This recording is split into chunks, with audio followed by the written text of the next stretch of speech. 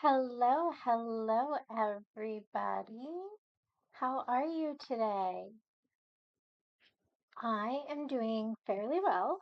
Um, you guys will have to bear with me a little bit. I do have Loki out today.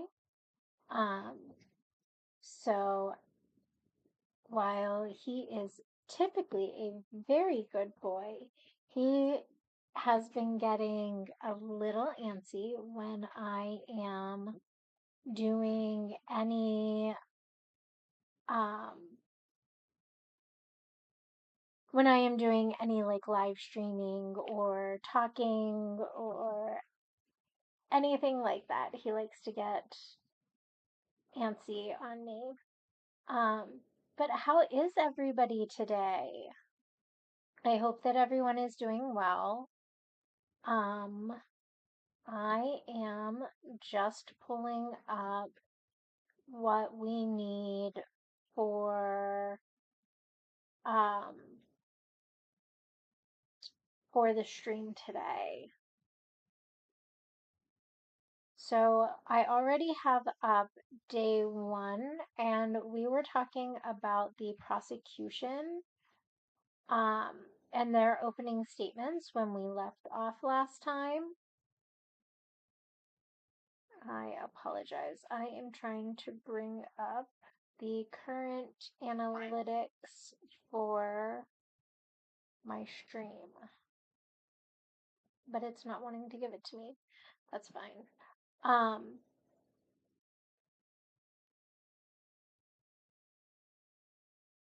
yeah, I don't know what the heck's going on with my YouTube today. That's fine. I will do everything from inside YouTube. Hopefully, Streamlabs will be doing better today than it was the other day. So let me know how Streamlabs is working today, please. If there is anything that you want me to cover, to go over that I haven't already, please let me know. I will be more than happy to do so. Um, Perfect. Now, I did realize that I have failed to kind of give a general background of the case. um, against Melody Ferris. I'm just kind of used to everybody being such big true crime buffs that most people have an idea of a good majority of the cases. Um, and that is my fault. So, what I'm going to do, just really quick, is give a brief general overview of each person's side um, and what actually happened in this case. So, what happened was we have, um, and this is the case as of October the 12th, um, just so everybody has a bit of an idea of um, how new this information is. So, it is relevant as of 5 days ago. Um, So the defendant is, of course, Melody Walker Ferris, who is 59. She is accused of murdering her husband of 38 years, um, Gary Ferris. Gary Ferris was a high-powered attorney from Alpharetta, Georgia. Um, and they resided on a large farm that they had owned.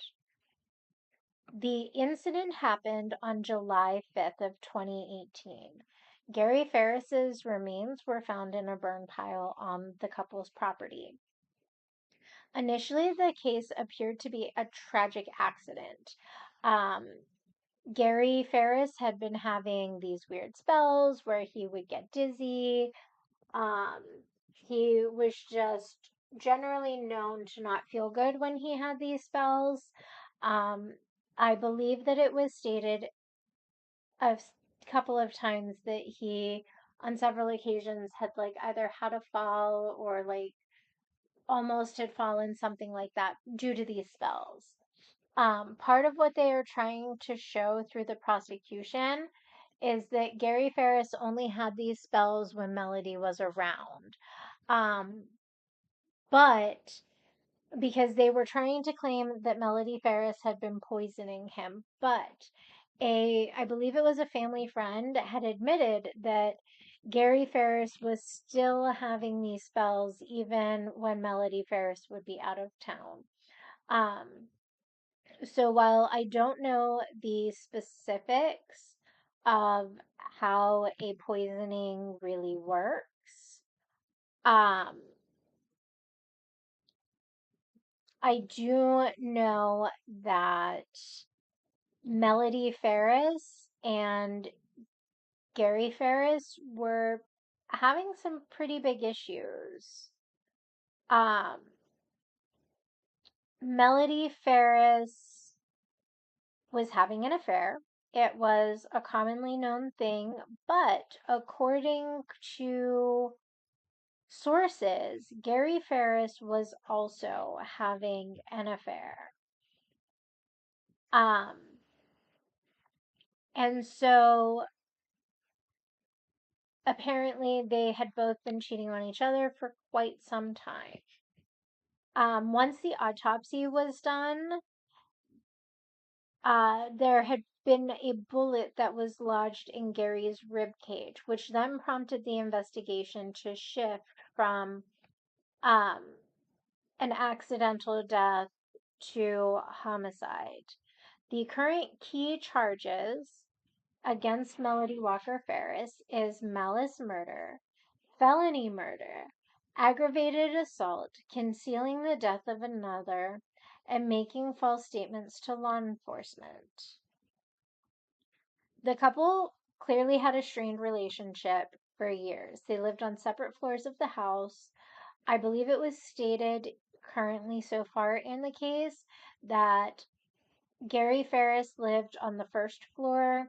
Um, from the sounds of it, what they're considering the first floor is basically the basement. And that Melody Walker Ferris lived on the top floor of the house, which I am assuming would be the uh, third floor or the upstairs. Um, the couple also had some financial disputes. Gary controlled the finances, and Melody was apparently frustrated over the refusal to support her financially. Um, but here's the thing.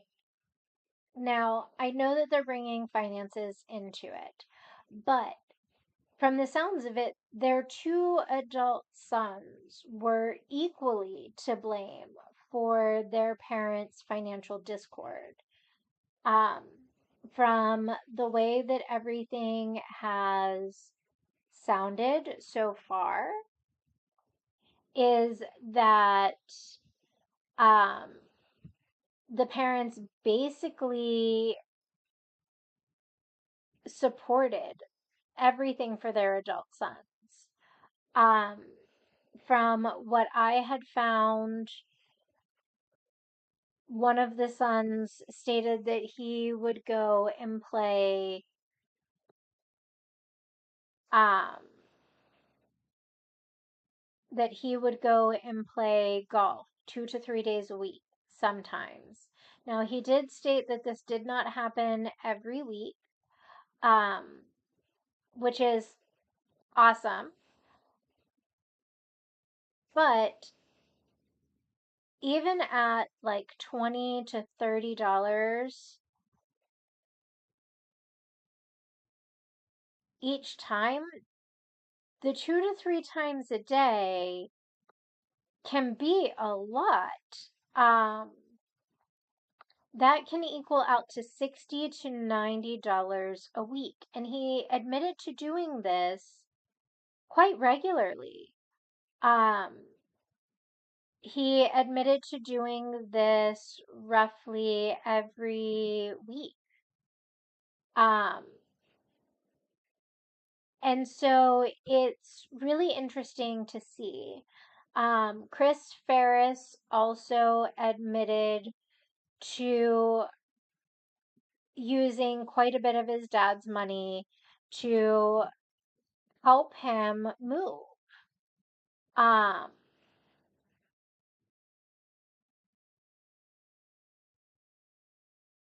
and it's really interesting to see. Um,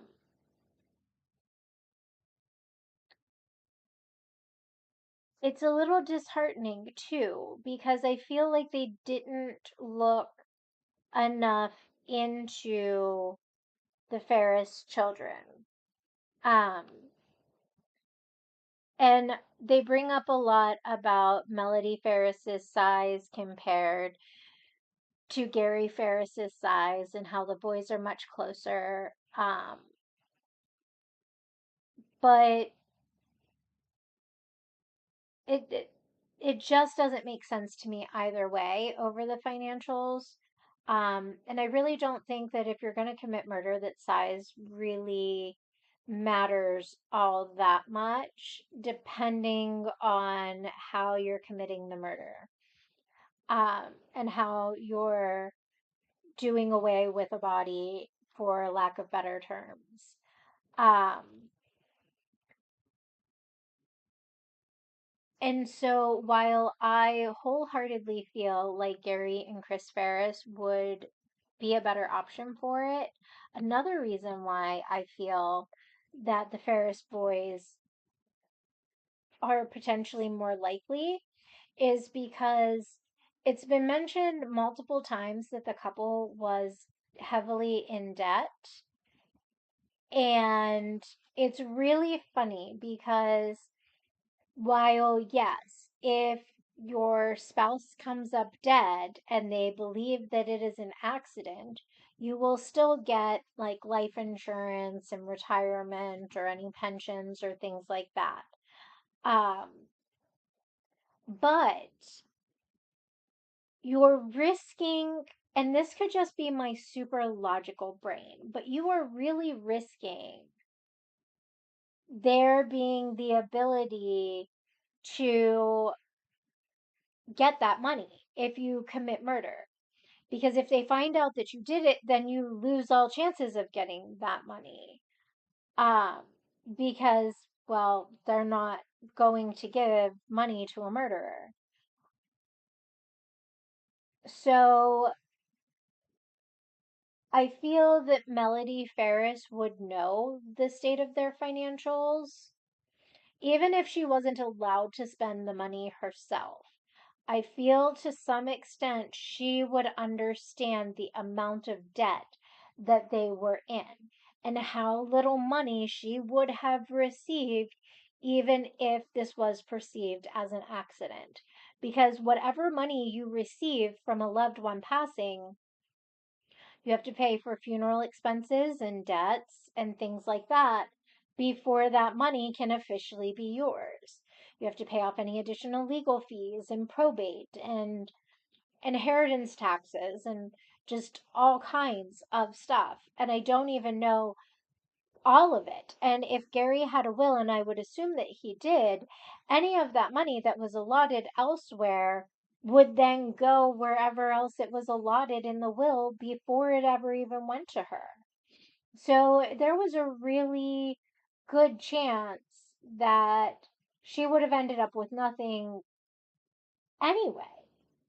And so I feel like it just doesn't make a whole lot of sense. Um, but I could be wrong. Um, And so we're then going to dive into Melody's affair. She's had a couple of affairs. Um, the most recent one at the time of this trial starting was Rusty Barton. And Rusty Barton was alleged to have been at their daughter Emily's wedding in 2016. Um, and, again, Gary Ferris's affairs don't really get brought up much, but they do get brought up a little bit, such as his affair with his longtime secretary. And the kids even remember this secretary like babysitting and kind of just being around for other events that you would normally have like family or close family friends with. And the prosecution clearly focuses mostly on Melody's affairs, but it was pretty widely well known amongst the couple's friends and stuff that they both kind of just cheated on each other. It seems like they both, to some extent, until their children were adults, hid it. And then it seems like once all their children were adults, they slowly started to bring these affairs to light a little bit more. Um, and so it's really interesting to see some of some of these differences. Um, which to me seems really just, I don't even know. I really couldn't tell you my whole thought on it, but it does just, it brings to light a whole new aspect because is one person in the relationship worse than the other person when they're both cheating? Um, and honestly, to that one, I can't really say that I feel that one person is worse than the other. I honestly feel like they were both in the wrong. I understand that neither one were very happy. Um, and they really just seem to stick together more for the children. But what the prosecution is also claiming is that she gave false statements because she initially denied her relationship to Rusty Barton, but then later admitted to it. Prosecutors also argue that this affair, along with the financial disagreements, exacerbated the tensions in the marriage. Now, according to everybody, these arrangements were done long before this murder. They had been living for at least 10 to 15 years as a separate couple, um, in separate parts of their homes from each other. And I understand that Gary Ferris was um,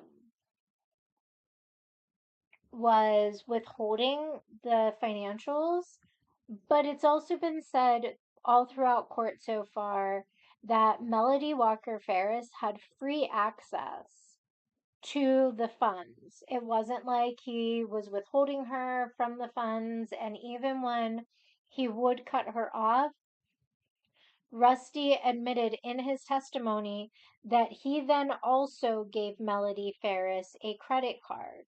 So even when Gary Ferris would cut off her funds, she still had money.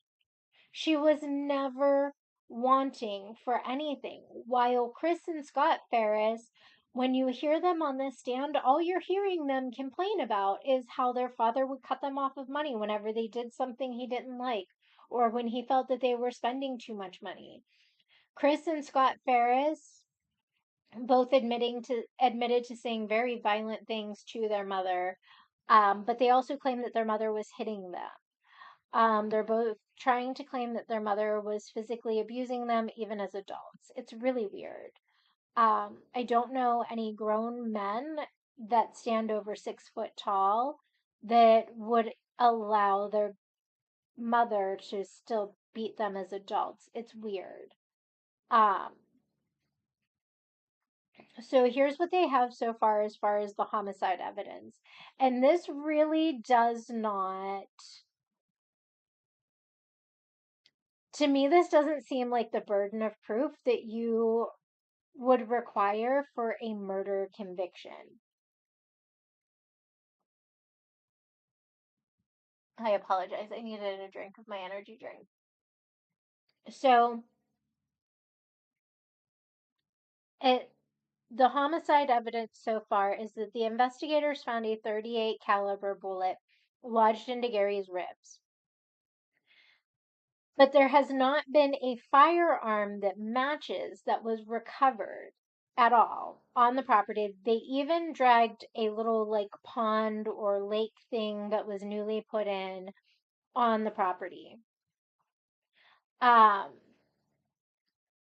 and so that right there, I find a little unnerving only because how are you going to sit here and say that you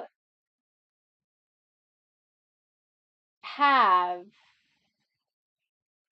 these issues, but you don't, you want to admit to having, these issues where there's a gun involved or whatever, but you don't want to admit that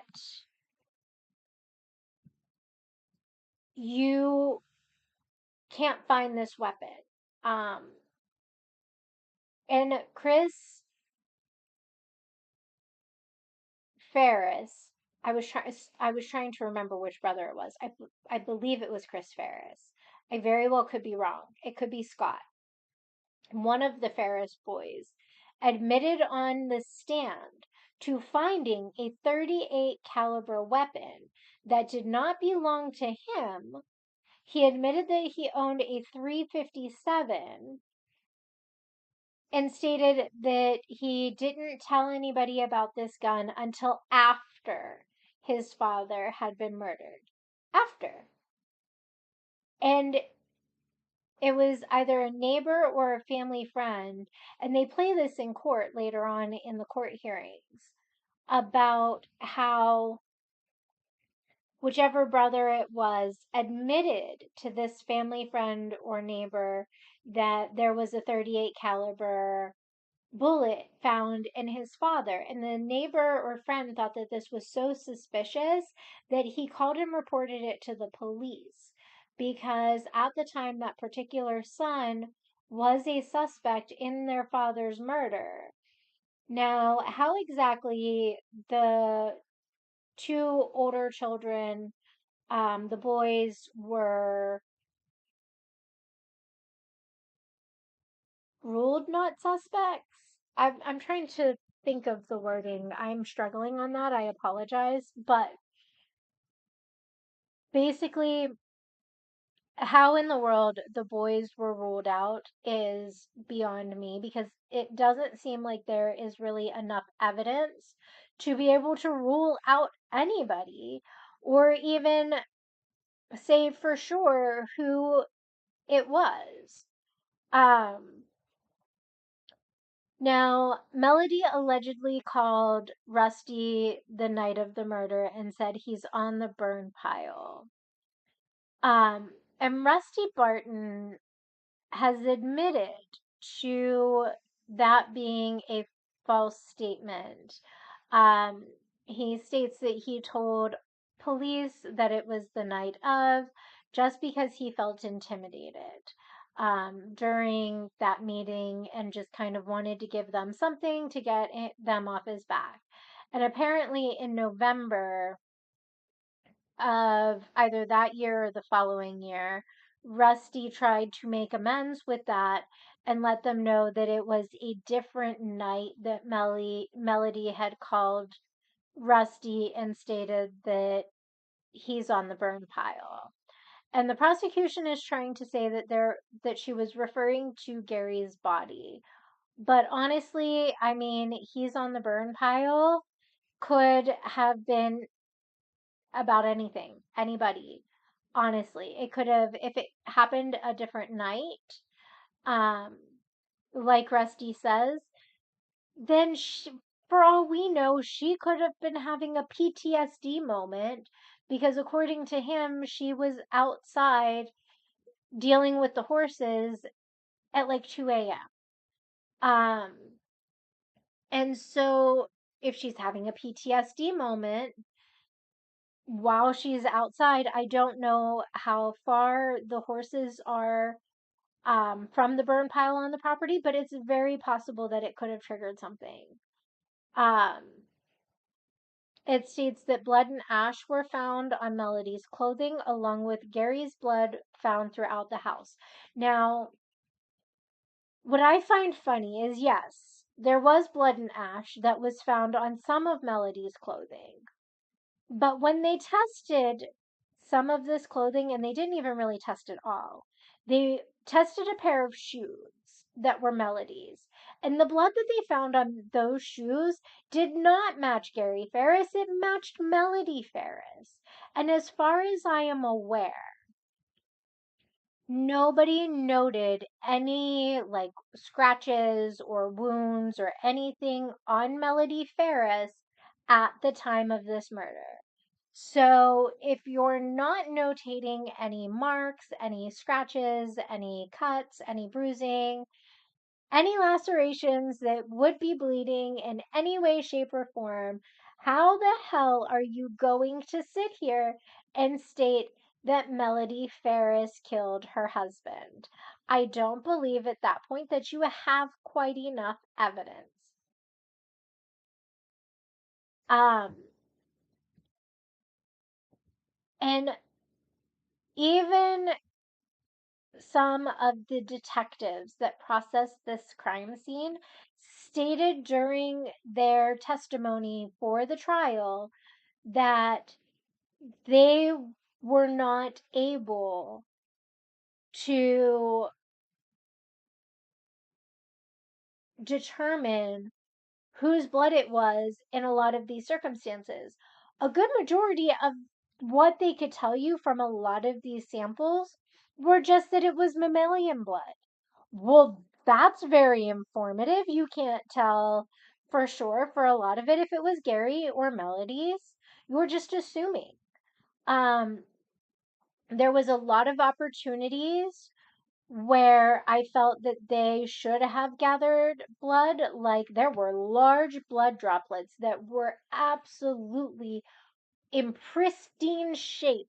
Nice big bubbles, still kept their nice little splat that I felt would have been absolutely phenomenal to grab a nice clean Q-tip and swab that up so that you can cut it off and run an analysis on it later on at the DNA labs.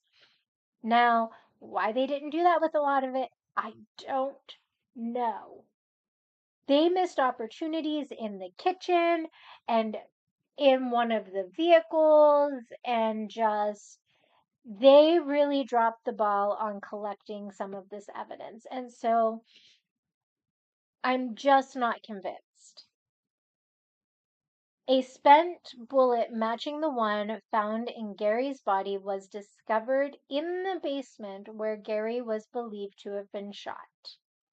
Now, they did do some ballistics, but they didn't do a lot. And even the testimony of their forensic anthropologist lets people know that, hey, we didn't have enough evidence to really be able to say what was going on for sure. We couldn't fully run the ballistics. Um, and so I feel that it's telling because the forensic anthropologist and the coroner kind of come up with different trajectories of where the bullet hit. And because of the damage done to the body, they couldn't determine how many times he was actually shot. They couldn't tell if he was only shot once. They couldn't tell what organs or arteries or anything had been hit by this bullet. They really just couldn't give any real evidence at all.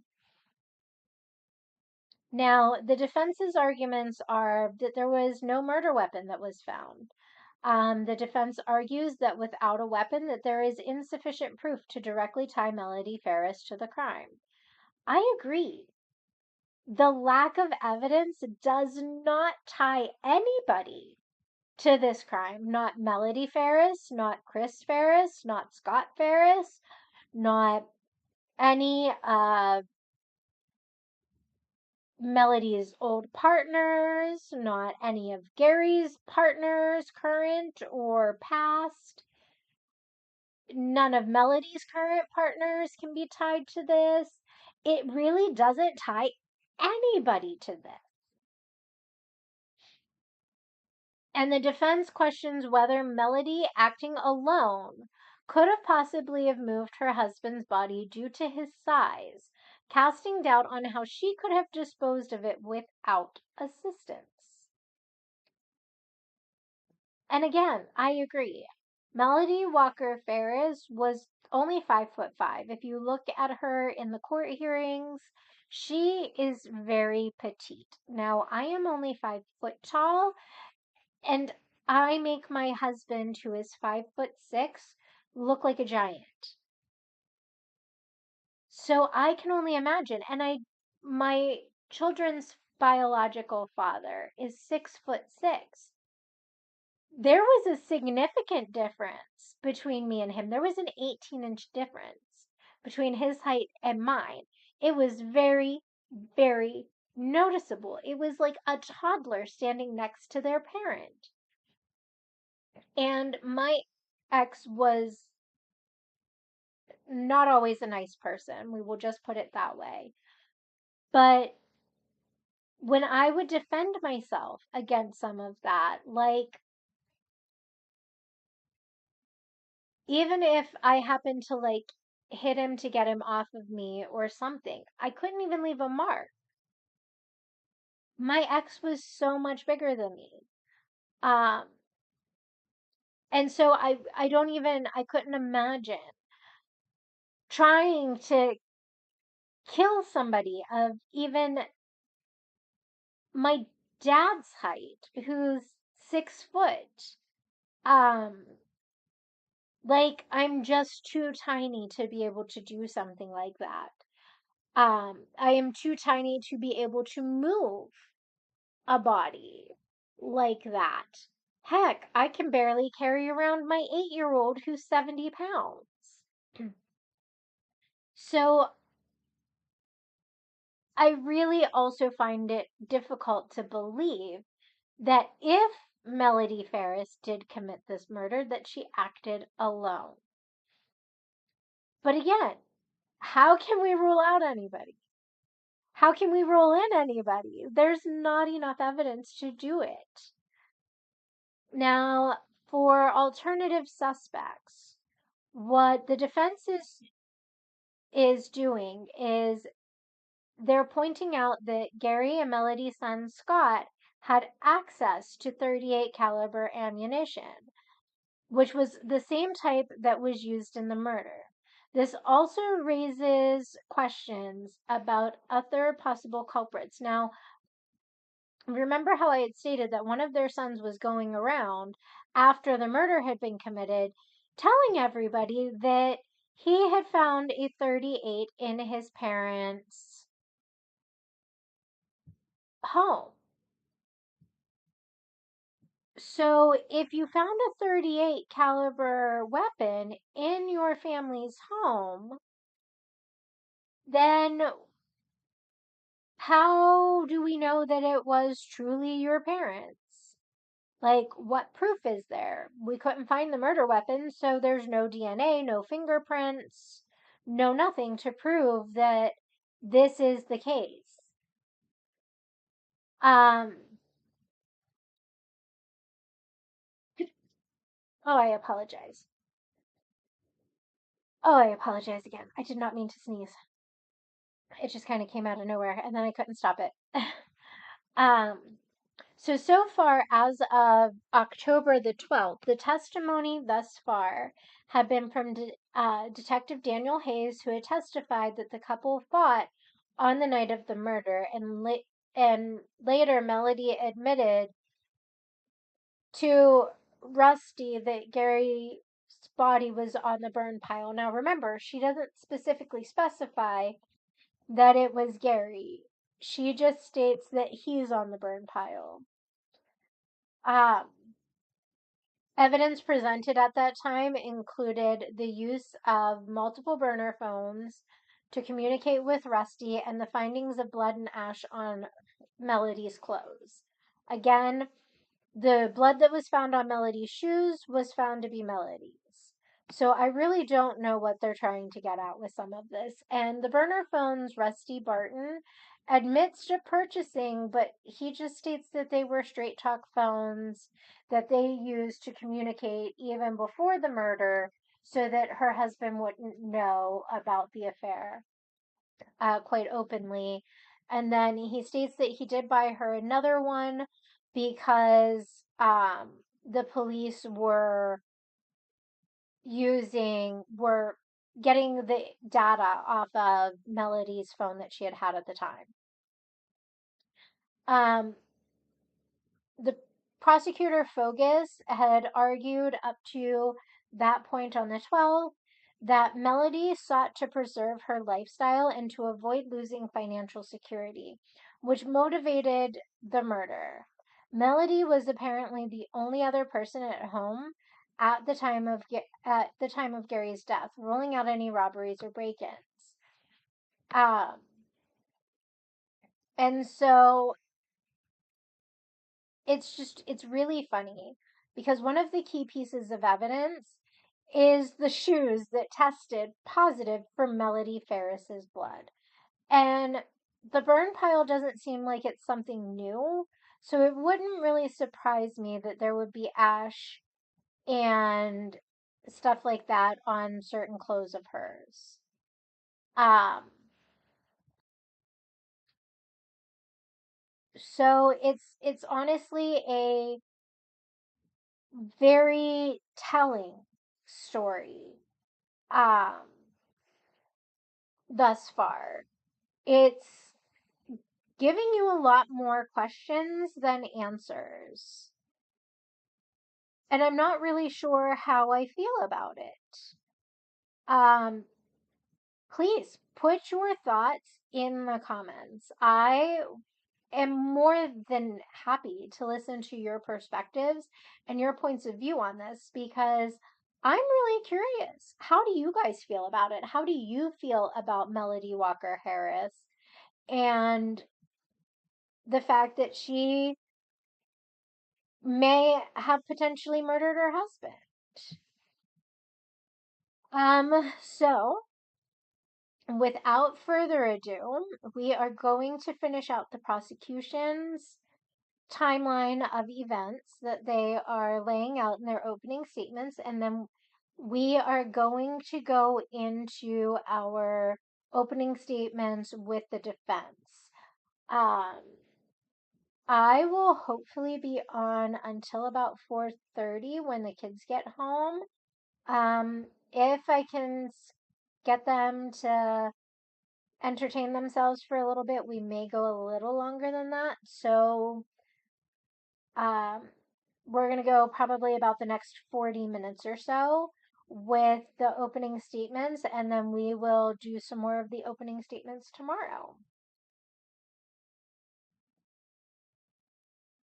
All right, so I'm going to mute myself and then I'm going to put the desktop sound back on for you guys.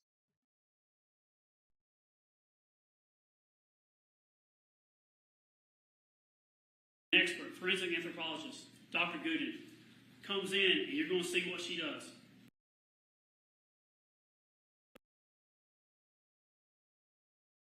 You know what nobody talks about when it comes to building a content creator business? That if you're not using a tool like HoneyBook to stay organized Remains. Law enforcement still doesn't really know what's going on in the beginning. They think it was just an emergency. They don't think anything about crime. They start talking to people, and then they realize the conditions of the remains had to burn for a long time. The CSI people at the sheriff's office, they're like, all right, we have to call in an expert, forensic anthropologist, Dr. Gooden. Comes in, and you're going to see what she does. They interview the defendant, they interview Scott, they ask him what's going on. And in the beginning, the defendant, she starts right off the bat talking about, well, Gary had these medical conditions. And then she says his family's got some mental issues. He was suicidal. And she starts laying that foundation of these other things. Any enemies? No. Will the kids do this? No. Anything else? No. Anything missing? No. She's laying the foundation. These are the pictures when law enforcement gets there. Dr. Gooding gets involved. They start marking it. And then things change. When they get the remains of Gary, we're stipulated that these remains are Gary. He's actually identified the dental records. He's burned up so bad. When they get there, they find in his rib a 38, they think it's a 380 in the beginning, but it's a 38 special bullet projectile. It's in his left ribs. It's front to back, anterior to posterior. It's in his ribs. So now they think he's medical condition, but he's burned up too bad. Then when they're doing it, that's a bullet. Changes everything. There's no gun. We do not know where the gun is. We look for the gun. The missing gun is evidence of consciousness of guilt. Because if it was a suicide, the gun would be right there. If it's murder, you can't get rid of the evidence. Burn the body, get rid of the gun. Things change now. It's a homicide investigation. Now, this family had problems. And they had disagreements. You're going to hear about dishes being broken. There's several instances of dishes being broken. One time, when she's talking about dishes, you're going to hear the defendant talking about, I had some dishes on top of the car and they fell off onto the ground and broke. Scott's going to talk about an incident where his mom said some very terrible things about his dad, wishing terrible things upon him when she broke some dishes because she was mad when she went down to the basement where he lived and got the dishes. He spilled Mountain Dew or something like that. The man loved his Mountain Dew. Loved it. Cigarettes and Mountain Dew. She got so mad that she broke the dishes. Slammed them. Found it in his trash can. A set of dishes. When she's talking, the defendant is kind of all things to all people. That's what the evidence is going to show. It's going to pivot. It's going to pivot. You're going to hear about two people in this case that pivot. She pivots. She's talked to, she's smart, she knows what's going on, they're asking questions. She says, at one point, their marriage is not good. They live in the same household, but they're not living really as husband and wife. There are some good times. They try to do some stuff. They're living in separate rooms, separate floors. But at one point, she comes across and they ask, you've been married to him for 38 years, and, if it's that bad, and you'll hear about how she describes the marriage and things, why did you stay with him? I took a vow to him. I took a vow. The evidence is going to show in this case that the defendant is loyal to two people. Very loyal. She's loyal to a man. There's something called prior difficulties. About 10 years before the murder, the defendant had an affair, we believe, with a guy named Ted Wiley. Ted was in a relationship with Gary's sister. They met, they hung out, and they started doing stuff, and the family knew what was going on. They separated, we believe because of this. Gary considered divorce, didn't do it. They reconciled, but they lost trust. And this is where things change. The whole relationship changed because of this. Now, Gary worked with a lady, probably had a fling or something with her, not to the same degree, years ago. So they both had their issues. But the degree and the extent and the blatantness of this changed everything. And Gary started controlling finances.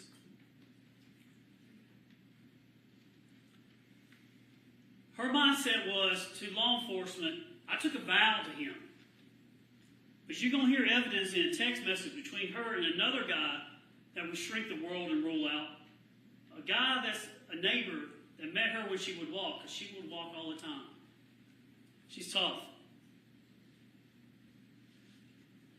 In a text message, when she was upset with Gary, we believe, she's talking about, she said, my response to his fit he threw was, I hope you die alone in a gruesome death.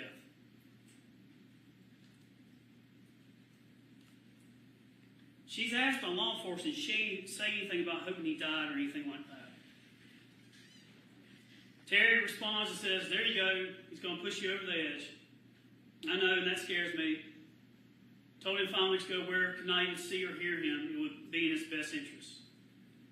You're going to see some text messages and things in this. She portrays this, pivots. But an ever constant in their marriage, tension, an ever constant tension is money. She did not like that Gary would use his money the way he did. It's referred to sometimes by people as the Ferris wheel because there was drama. And there was definitely drama. Chris had his issues. Melody didn't really like Chris. Chris would use checking account numbers and credit card numbers and things like that. And he had paid for, coming up to this point, he had paid for a beach vacation. I think rent a condo or something like that. And Melody was furious.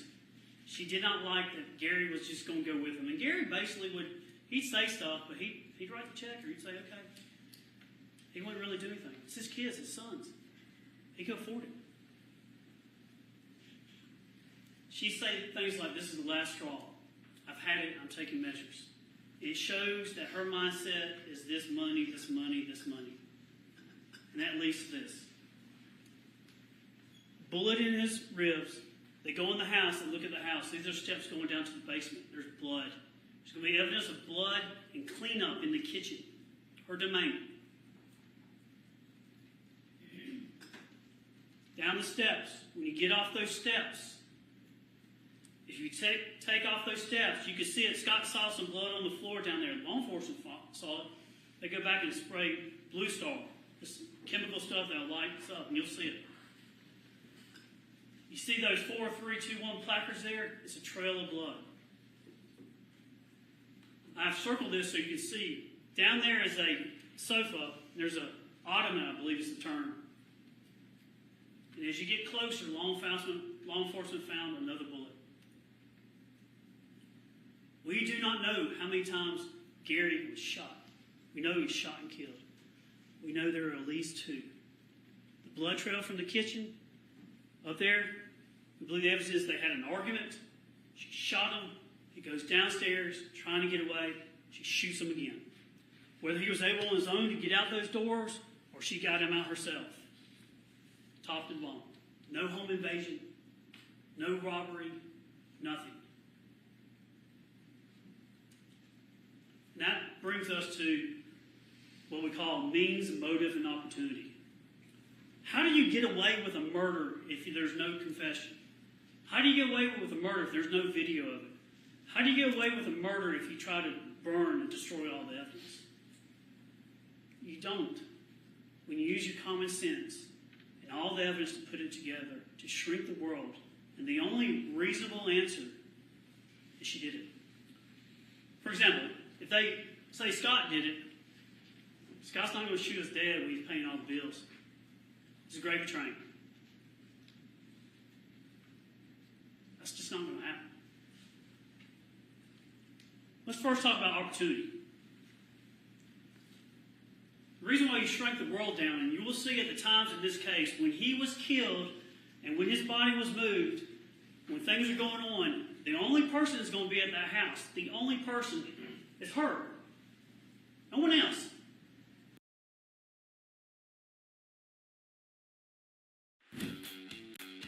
Juggling multiple client sites? Supercharge your productivity. Just her. Sure, people were coming and going, but not when things were going on. The other thing you consider is sometimes in a case, what's strong evidence is deception, mendacity. When you see that, she's cloaked in lies. And you'll see it through the trial. The evidence will show that. Here's some things she says about fires. The context, the common sense, the circumstantial evidence. Gary liked to set things on fire. He liked to burn stuff. I think about 2008, they had another house, Alpharetta, that they moved from to the farm. He set, I think, the backwoods on fire or something at night. Caught him on fire. She hated that with understandable concern. That's dangerous. People are scared of fires. I get it. She's concerned about that. And then in the same house before this murder in 2016, I believe, he set the house on fire from the basement up, smoking cigarettes in the trash can, left them there, and they caught the house on fire. She went after him. She is strong-willed. She has a backbone. She's tough-minded. And she would tell him how she felt. She told investigators things like this. I try to put together some of the things you'll hear. She had gotten so scared of fire after that. She had been just scared of the fire. She was scared to death. She figured Gary would burn her house down. They just didn't leave him here much alone because he would, I think she said, break a steel trap or something like that. She told Gary, don't leave the fire. She told Gary, please don't leave the fire. She told Gary, when discussing dinner, that he cannot go off and leave that fire. She told Gary, you got to watch the fire. She said there's no reason with him. He's a lawyer. He was going to burn it or die trying. Slip of tongue, but that's what she said. That was the opportunity. It's going to be her. Means. Means is how could you have done it? Because the question you're going to have in your mind, and it's going to boil down to this case, is how did that little lady get that big man on the burn pile?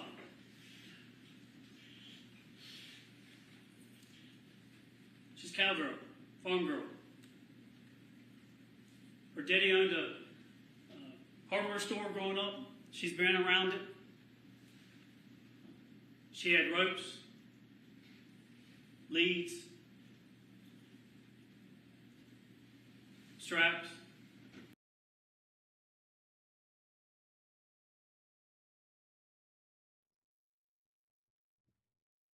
Okay, so here's where I have some major issues with this. So I totally and completely understand where they feel that she could do this. But my bigger issue is they admit that Melody Walker Ferris is this really tiny girl, and they're using her country background as the reasoning why this apparently makes sense for them.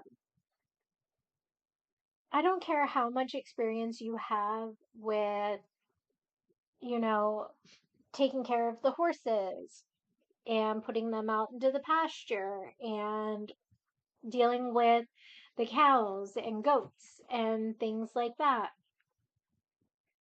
No matter how much you work in the country, you still are only going to get so strong.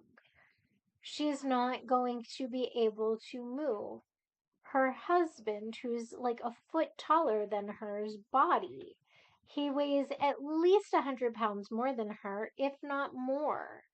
Both of their children, and both of their boys stated that Melody and Gary Ferris were, or not Melody and Gary, that Gary Ferris was between 280 and 300 pounds. I'm going to say she is 140 at most. And so there's a huge difference in their sizes, and I just don't feel that it is entirely plausible that she would have moved him on her own without additional help.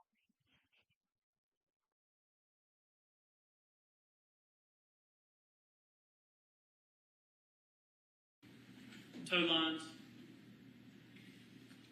Did I mention they had a tractor?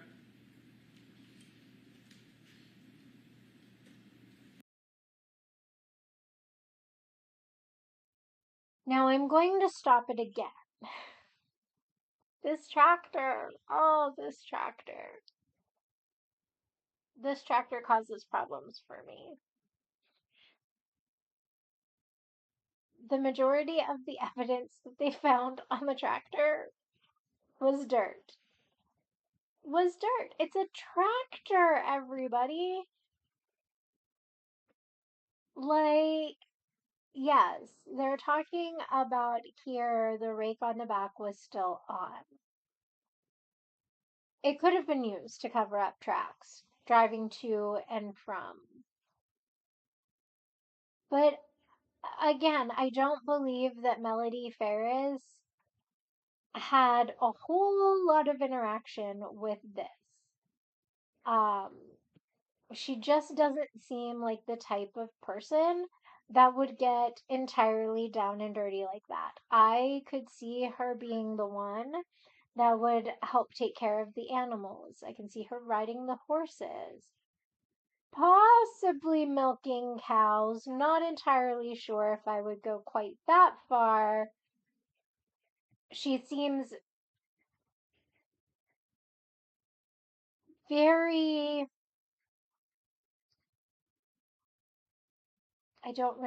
she seems like the type of person that would value the fact that she has nice clothes on over milking a cow herself. I feel like she would be the type to hire somebody to milk the cow for her.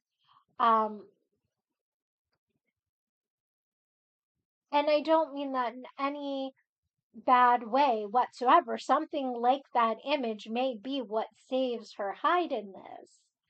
Um, and it was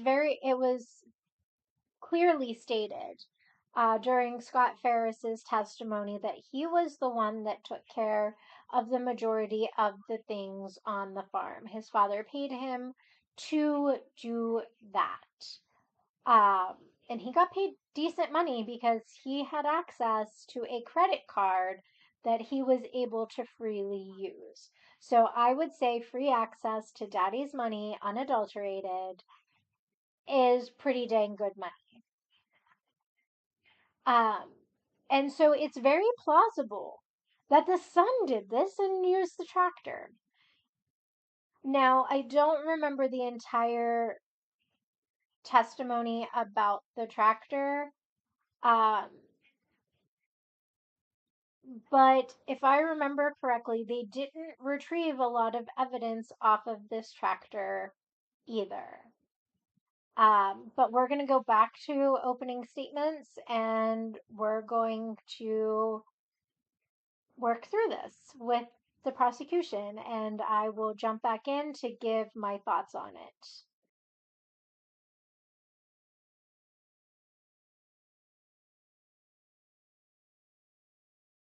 Means. Necessity is the mother of all inventions. You just committed murder, you'll be motivated if you have the means. Did I also say tell you they had an RTV? She knew I was driving a boat. Wednesday morning, Scott leaves to go play golf about 7 o'clock that morning. She doesn't leave, go to the lake till around 12 something. No one's at the house.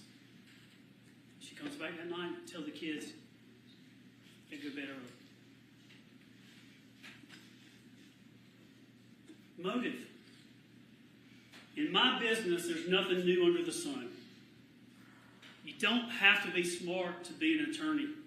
You have to have common sense. And when it comes to motive, the question you're going to have is, one is, how does she get him out there? That's answered. Evan's going to answer that. Why did she do this? Why would a wife, even for a husband she doesn't like, he has money? Well, she didn't inherit, intestate succession. She gets stuff under Georgia law. Even if he died of an accident, she'd probably get more money. Motive. let me introduce you to a person called Rusty. Law enforcement trying to figure out what's going on. They're at the house, they get consent, things like that. They search her purse, and they find, the things you think you find in a purse, but they find this bank card, credit card, debit card, whatever it is, this financial card. And they find the name Roy Barton on it. And so they're asking him, hey, who's Roy Barton? Well, she says, my cousin, Martha Jane, was married to Roy Barton years ago. In fact, in 2014, that's when this kind of starts off. But she doesn't mention Rusty. She's playing it off as Roy Barton Sr. And he's died. And I just had that, forgot it was there, something along those lines. The Rusty Barton, though, the Rusty Barton, is not Senior, it's Junior. And he's a character. He's reluctant. He's talking about the evidence going to show he's going to change. You're going to be introduced to Rusty Barton, who's from Tennessee, and we're bringing him in. I do not know what he will say on that stand. I know what he said in the past, and he's flip-flop. That's what the evidence is going to show. But you're going to be able to use the law, which is called prior inconsistent statements. You're going to be able to judge when he said this, and when he says this, and when he says this, what do you believe? A little background on Rusty. He knew them since teenagers. I think he knew her when she was 15. Martha Jane, which is her second cousin, more like a mother figure. She loves Martha Jane. Martha Jane's a good woman, a godly woman. Martha Jane loves the defendant. They were married to Rusty's father. So Martha Jane and Roy Sr. were married. Rusty and the defendant became romantic in about 2014. She was up there helping her, Martha Jane. I think she had open heart surgery. In fact, Rusty actually took Martha Jane to Emily's wedding. Up close and personal. The affair was going on for about 4 years, 2014, 2018. And after. Gary knew about it. There's an email he received that put him on notice about from Rusty's girlfriend. You're going to hear him ask questions about Rusty talking to her, telling her, don't do that. Rusty did internet searches about the wedding rings when law enforcement was talking to him. They would rendezvous in Dalton, which is about halfway from Tullahoma, Tennessee, and Alpharetta. Almost halfway exactly. Exit 333. They'd meet up there. In the beginning, it was monthly, several weeks ago, and then it became weekly. She would just disappear. Family knew what was going on. They had suspicions, but they didn't realize who Rusty was until this broke. They kind of have a 6-month plan. Rusty believed, based on what the defendant was telling him, according to Rusty, that Gary had some esophagus cancer or something, bleeding, something going on, so he was sick and he was going to die. And they kind of had this plan after Gary passed away. Naturally, they would, for 6 months, lay low, and then they would come back and get together. They were in love. They talked like junior high kids in love for the first time. All the time. They had a regular pattern. Law enforcement interviewed Rusty on certain occasions. There's these days where Rusty was interviewed and basically goes from, I don't know anything, and then they press him. We told you in a trial like this, it can be a contact sport. The attorneys can get after it, we can get after it, I can get after it, and they get after it with Rusty. I'll be professional. But they did the good cop, bad cop with Rusty, because he didn't want to give up on Melody. And you're going to hear how they talk to him about this is a death penalty case. You can be arrested for this. You can be, what side do you want to be on in the courtroom? All techniques law enforcement use to have someone talk. He talks to them. And they use him in the sense of they would get information from him, and then he was willing to cooperate and record some calls and some things like that. But look at this pattern here. He talked for some time, and in June of 2019, he recants something he told law enforcement in July 2018. And y'all familiar with the first 48 hours? In law enforcement, in this business, you get to someone as quickly as they can because if there's time, they will change. Feelings change. In the beginning, he says one thing, and then he gives up more and more. It's like pulling teeth. You finally get it out. But he recants. And this is what he recants. The evidence in the case is going to show that when you shrink the world to the only person that had the motive was her, the only person that was home when this could have occurred, Tuesday evening, going in from Tuesday the 3rd to Wednesday the 4th, about 2 o'clock in the morning, law enforcement talks to Rusty and says, all right, what did she say? And he describes it as the last minute of the last conversation. This is what he tells law enforcement. She said, Gary's in the burn pile. No. She said, he is in the burn pile. And I said, what? And she said, he is in the burn pile. I said, do not say another word and do not tell me anything. I do not need to know that. This is what, before the burn.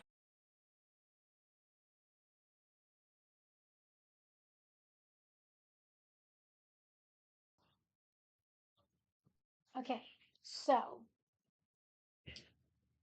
my question for everybody is this. What in the world do you think about somebody um, telling law enforcement or whoever, um, sorry, I have like a dry spot in my throat. I apologize. Um, Let me just.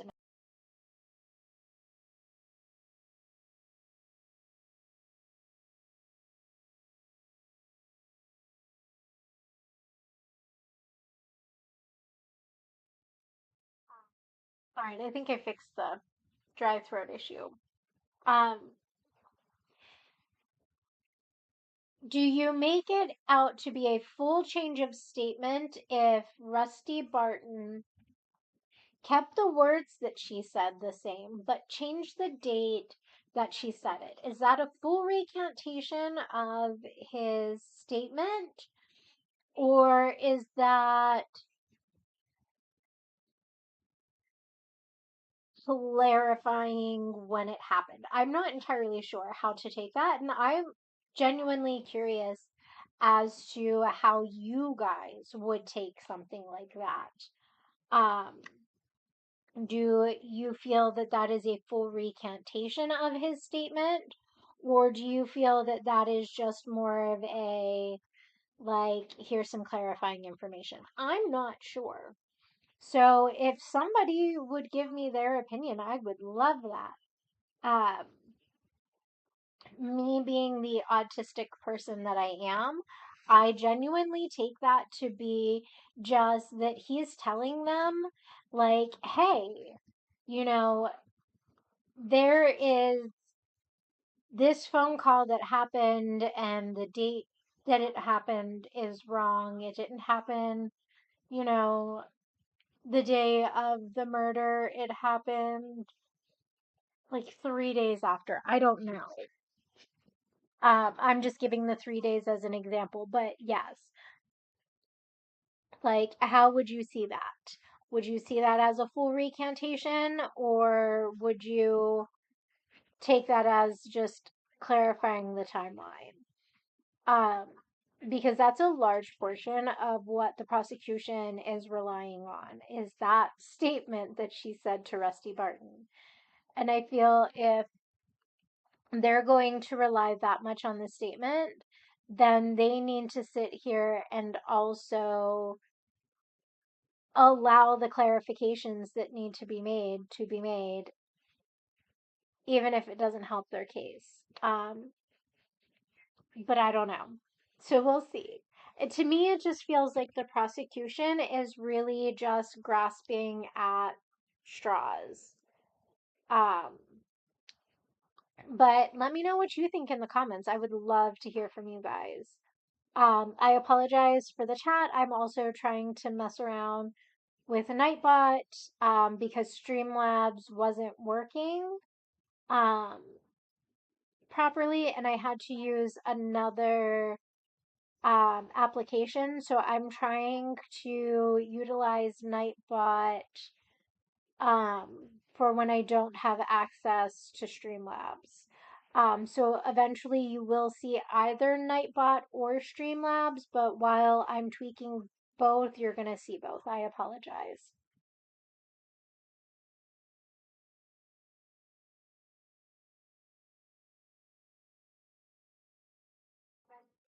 All right, so back to the prosecution's opening statements.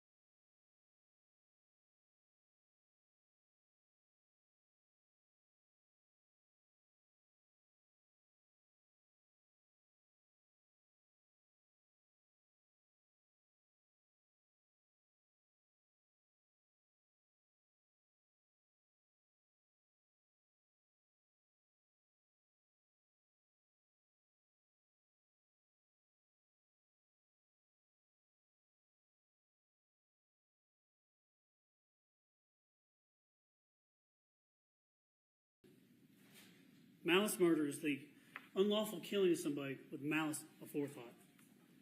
It doesn't mean someone's wicked in that sense, or malice in the sense that is hatred or things like that. It is the unlawful intent to kill. And the judge is going to charge him.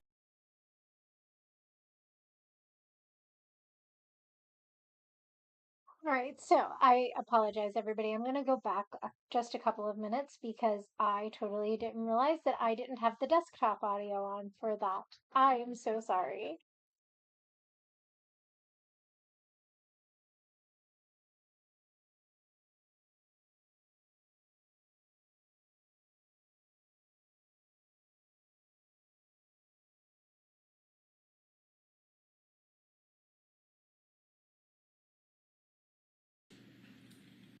And in June of 2019, he recants something he told law enforcement in July 2018. And y'all familiar with the first 48 hours?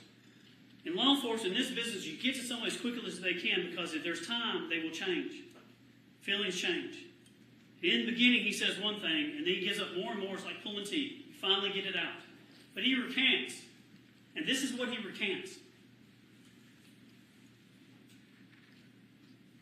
The evidence in the case is going to show that when you shrink the world to the only person that had the motive was her, The only person that was home when this could have occurred, Tuesday evening, going in from Tuesday the 3rd to Wednesday the 4th, about 2 o'clock in the morning, law enforcement talks to Rusty and says, all right, what did she say? And he describes it as the last minute, last conversation. And this is what he tells law enforcement. She said, Gary's in the burn pile. No. She said, he is in the burn pile. And I said, what? And she said, he is in the burn pile. I said, do not say another word and do not tell me anything. I do not need to know that. This is what, before the murder's known, anything like that, he's on the phone. The record's going to show that he had 3 or 4 main phone calls during this time. It's going to show that his pattern when he would talk to her was abnormal for this time. There's a phone call, and he says, I talked to her. And this is what she said. He's in the burn pile. This would have been July 4th. Now he comes back a year later and recants. Well, his presence and companionship is with the defendant. Law enforcement gets arrest warrants, goes up to Tullahoma, Tennessee to arrest her, and guess who she's with? Rusty.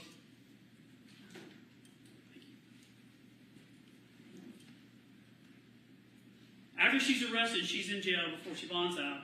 There's actually jail calls. And you're going to hear some of those. And we told you that there's going to be calls and things like that. And you're going to have to be patient with us. It's going to be a lot of information. It's just a piece of this puzzle. But at the end of the day, it's going to show the defendant. So it's past, it's being arrested. He recants to law enforcement. No, she didn't say that. I was pressured. I was under duress. I was taking sleeping pills. I was under alcohol. And then she's talking to him on a phone call. And this is just a part. Now, you're going to hear the whole thing later on.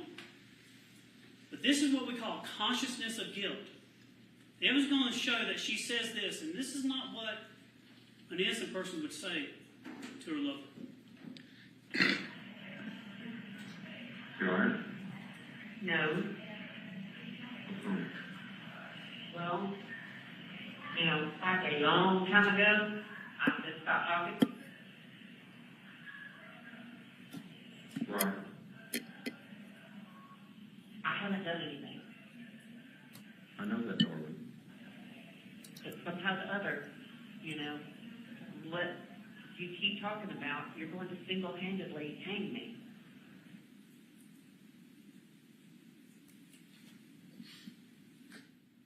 Speak the truth.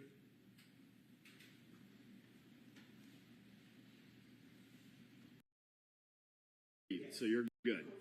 Okay.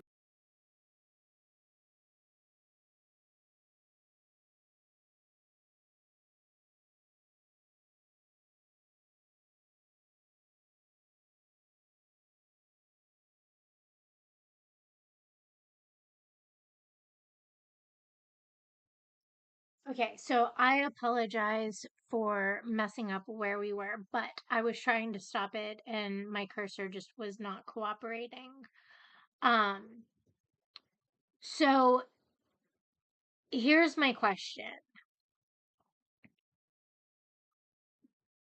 At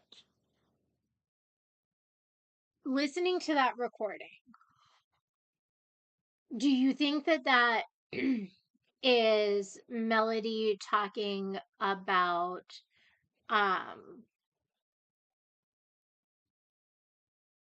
Rusty trying to talk to her over the phone? Because at this time she was being recorded over the phone, and Rusty admitted to her that he was recording her for the police. But the other thing is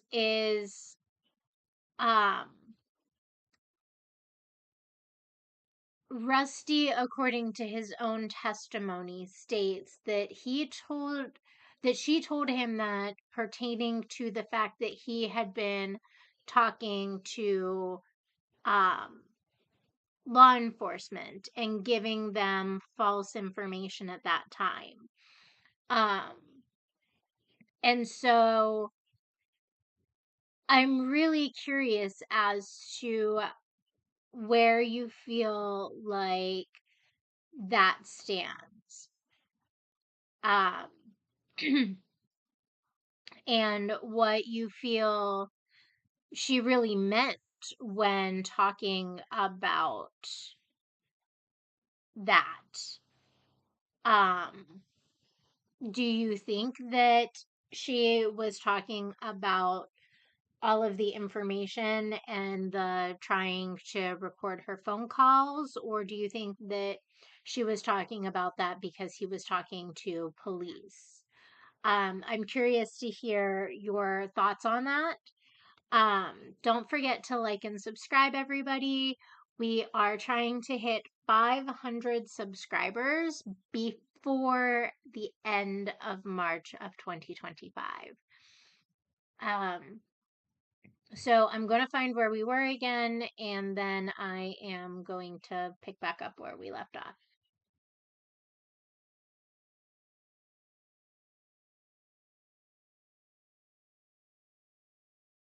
Father's remains.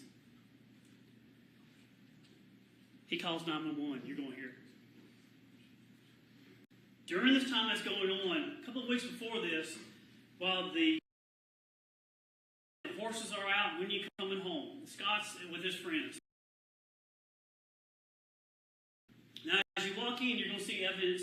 If you walk in, but there was a lot going on behind the scenes.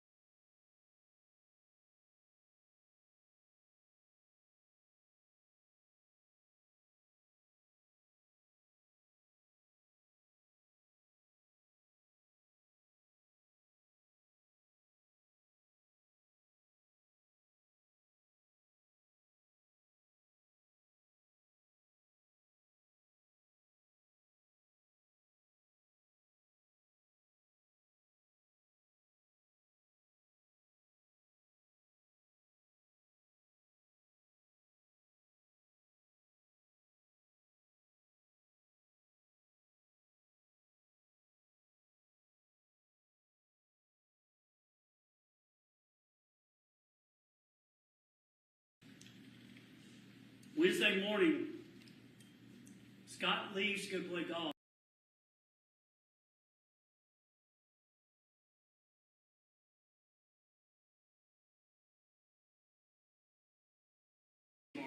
It's not senior, it's junior. And he's a character. He's reluctant. He's talking about the evidence going to show he's going to change. You're going to be introduced to Rusty Barton, who's from Tennessee, and we're bringing him in. I do not know what he will say on that stand. I know what he said in the past, and he's flip-flop. That's what the evidence is going to show. But you're going to be able to use the law, which is called prior inconsistent statements. You're going to be able to judge when he said this, and when he says this, and when he says this, what do you believe? A little background on Rusty. He knew them since teenagers. I think he knew her when she was 15. Martha Jane, which is her second cousin, but more like a mother figure. She loves Martha Jane. Martha Jane's a good woman, a godly woman. Martha Jane loves the defendant. They were married to Rusty's father. So Martha Jane and Roy Sr. were married. Rusty and the defendant became romantic in about 2014. She was up there helping her, Martha Jane. I think she had open heart surgery. In fact, Rusty actually took Martha Jane to Emily's wedding. up close and personal. The affair was going on for about 4 years, 2014, 2018, and after. Gary knew about it. There's an email he received that put him on notice from Rusty's girlfriend. You're going to hear him ask questions about Rusty talking to her, telling her, don't do that. Rusty did internet searches about wedding rings when law enforcement was talking to him. They would rendezvous in Dalton, which is about halfway from Tullahoma, Tennessee, and Alpharetta. Almost halfway exactly. Exit 333. They'd meet up there. In the beginning, it was monthly, several weeks ago, and then it became weekly. She would just disappear. Family knew what was going on. They had suspicions, but they didn't realize who Rusty was until this broke. They kind of have a 6-month plan. Rusty believed, based on what the defendant was telling him, according to Rusty, that Gary had some esophagus cancer or something, bleeding, something going on, so he was sick and he was going to die. And they kind of had this plan after Gary passed away. Naturally, they would, for 6 months, lay low, and then they would come back and get together. They were in love. They talked like junior high kids in love for the first time. All the time. They had a regular pattern. Law enforcement interviewed Rusty on certain occasions. There's these days where Rusty was interviewed and basically goes from, I don't know anything, and then they press it. We told you in a trial like this, it can be a contact sport. The attorneys can get after it. We can get after it. I can get after it. And they get after it with Rusty. I'll be professional. But they did the good cop, bad cop with Rusty because he didn't want to give up on Melody. And you're going to hear how they talk to him about this is a death penalty case. You can be arrested for this. You can be, what side do you want to be on in the courtroom? All techniques law enforcement use to have someone talk. He talks to them. And they use him in the sense of they would get information from him, and then he was willing to cooperate and record some calls and some things like that. But look at this pattern here. He talked for some time, and in June of 2019, he recants something he told law enforcement in July of 2018. And y'all familiar with the first 48 hours? In law enforcement, in this business, you get to someone as quickly as they can because if there's time, they will change. Feelings change. In the beginning, he says one thing, and then he gives up more and more. It's like pulling teeth. You finally get it out. But he recants. And this is what he recants.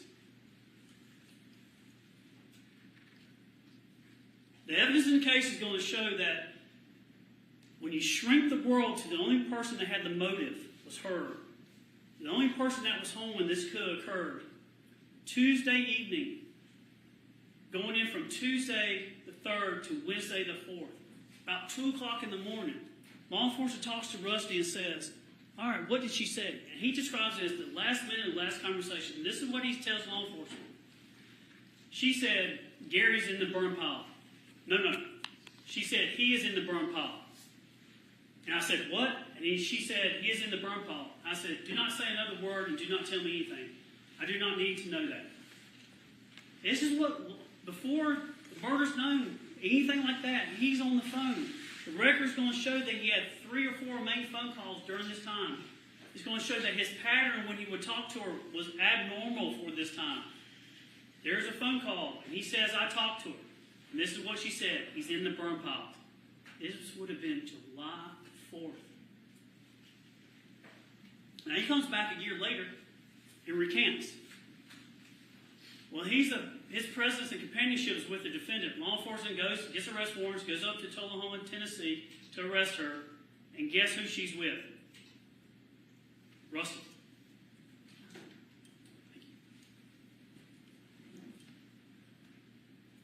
After she's arrested, she's in jail before she bonds out. There's actually jail calls.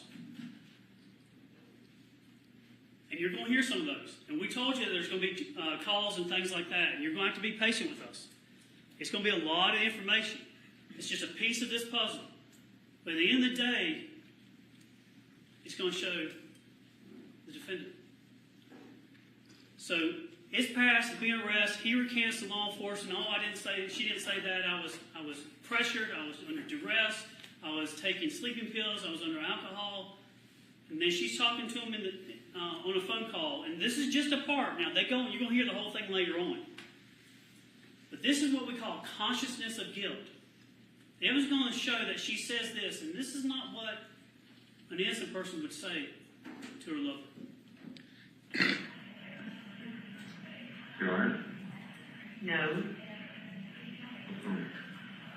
Well, like a long time ago, I just stopped talking. Right. I haven't done anything.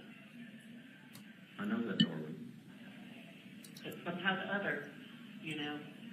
what you keep talking about, you're going to single-handedly hang me.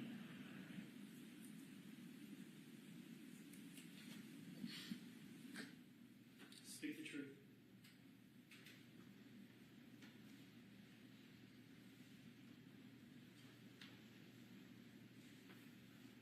This is what the charges: malice murder, felony murder, aggravated assault, concealing death of another, and making false statements.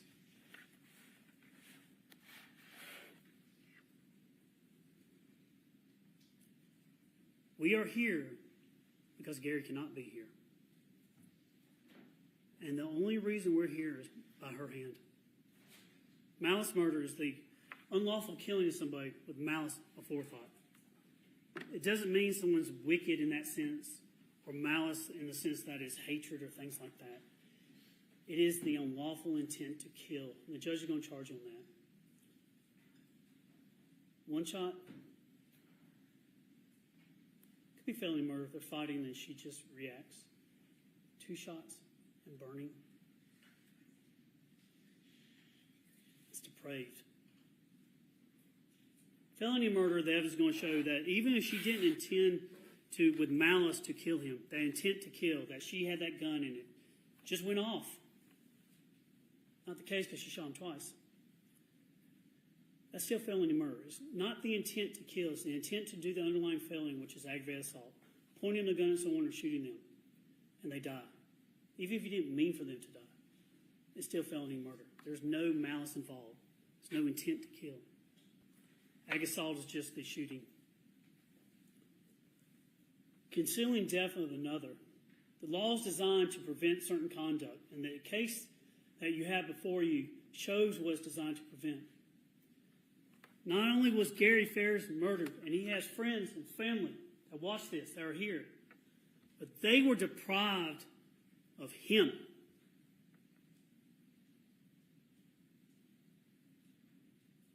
Because she burned him up.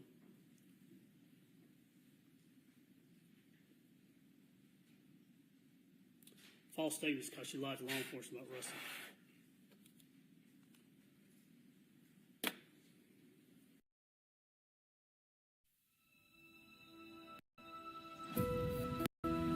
EVE Online is a vast universe. Y'all forget about all this out here. My job, representing the district attorney, is to present this case to you without fear, favor, or affection.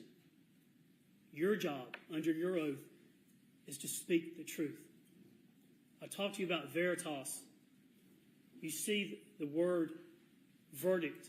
It's truth, speak. It's the word veritas with dit in Latin, to speak. When you're done with this case, take all the time you need. Forgive me when I bumble through things, when I get sideways, when I'm doing my job. But remember, I am representing a voice that has been snuffed out and taken away. And Megan Frankis and I are going to present you with the evidence. And there's 2 sides to the truth. That is, where you see the deceit and the lies in this case, that points to who did it. When you see the opportunity, the means, and the motive, money, sex, new life, the truth, as sad as it is, as hard as it is that the defendant murdered and desecrated her own husband.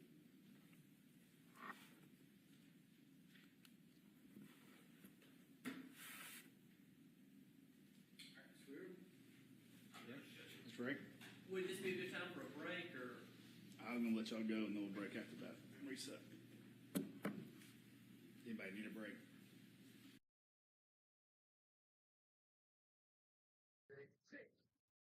Okay, so honestly,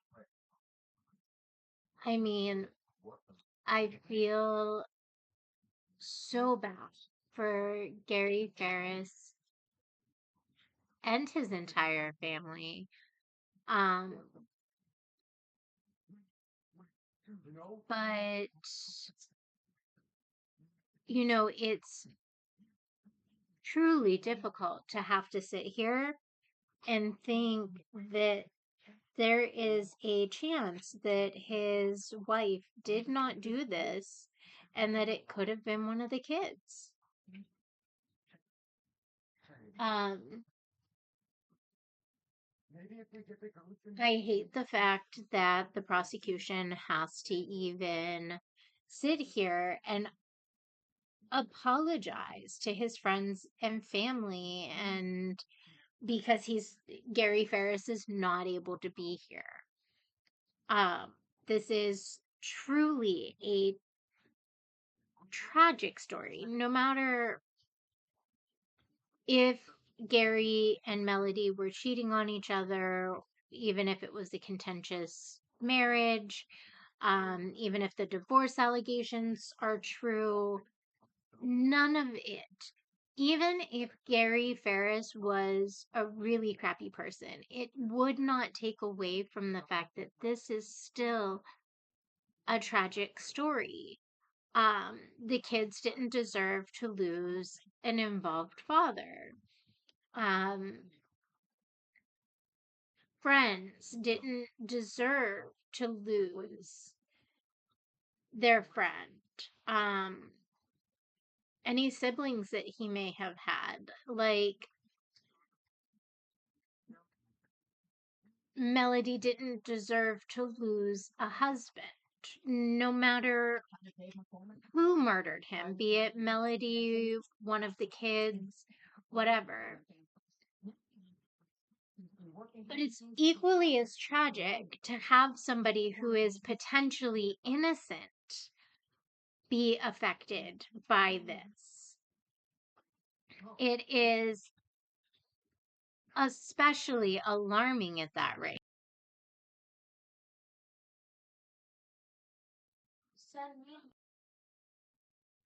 Um, I apologize. You'll hear me muting off and on. The kids are home from school, and so as they walk past and talk to me and stuff, I will be muting.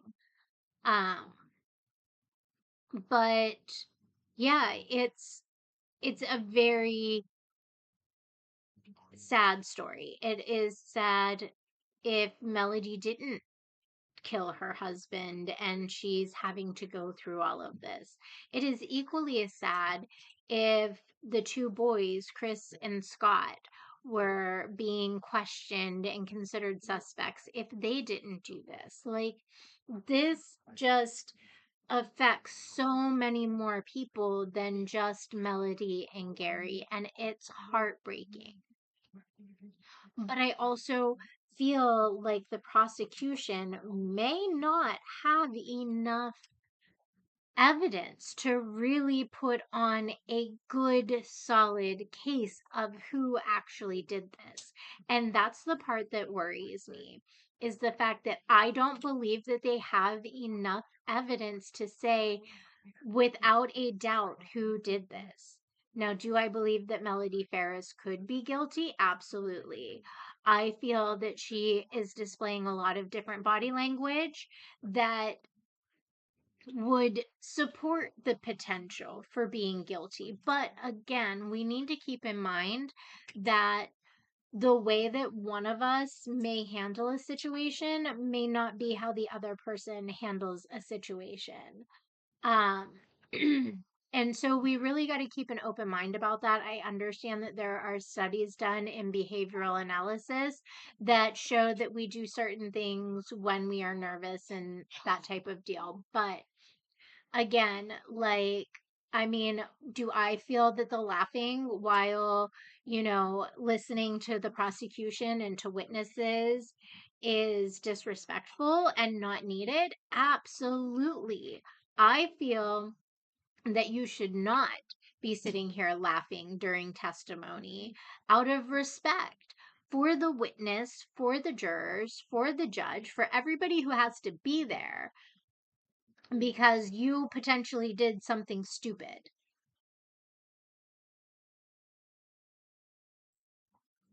So, yeah, I feel that there are so many things that she is doing that could be seen as disrespectful or as evidence.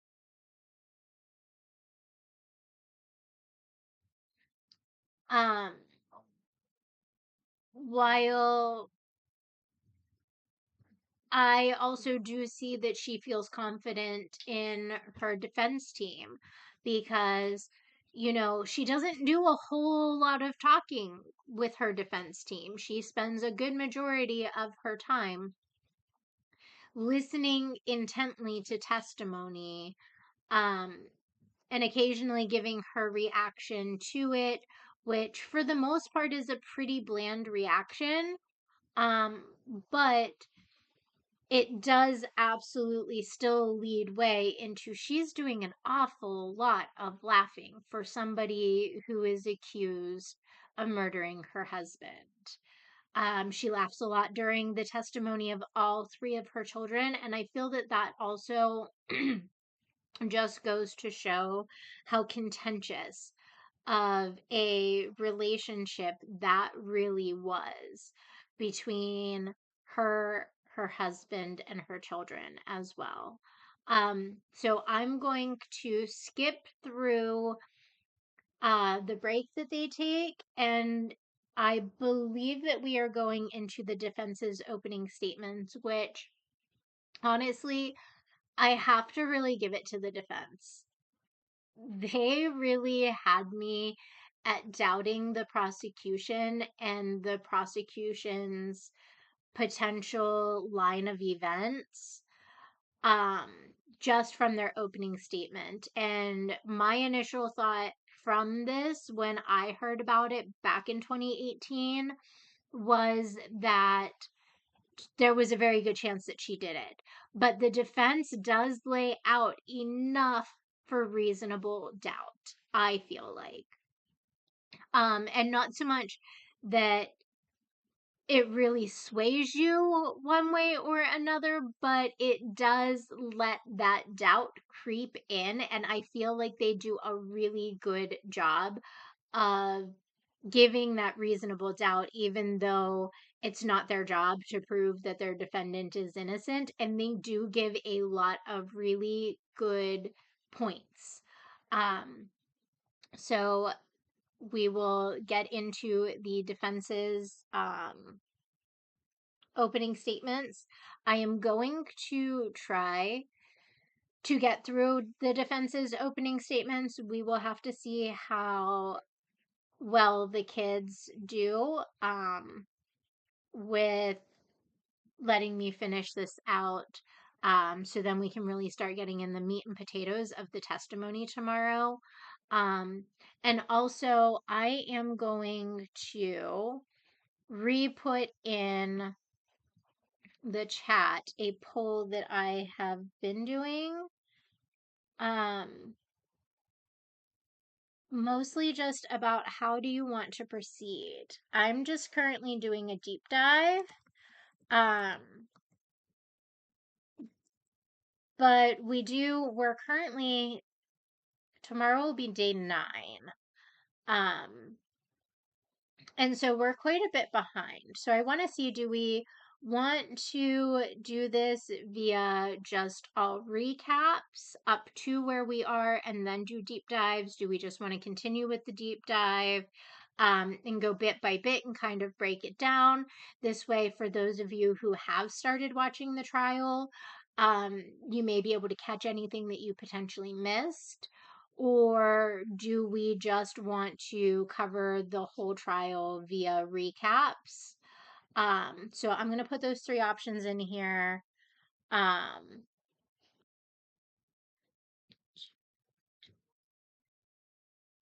So give me just a second. Cover.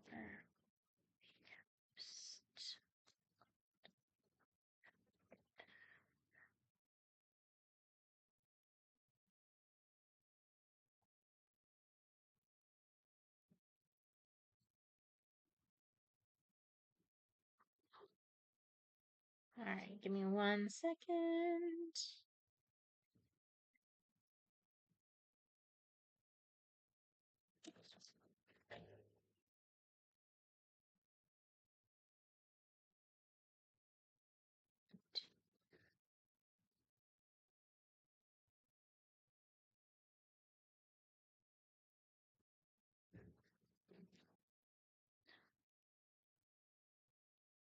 All right. So go ahead and just make a selection on your screen. It really helps let me know the direction to take the stream, what you guys really want, that type of deal. So, and it also lets me know not just for this stream, but also for future streams as well. So I'm going to mute myself. I'm going to get past this break. And then we should be jumping right into the defense and their opening statements.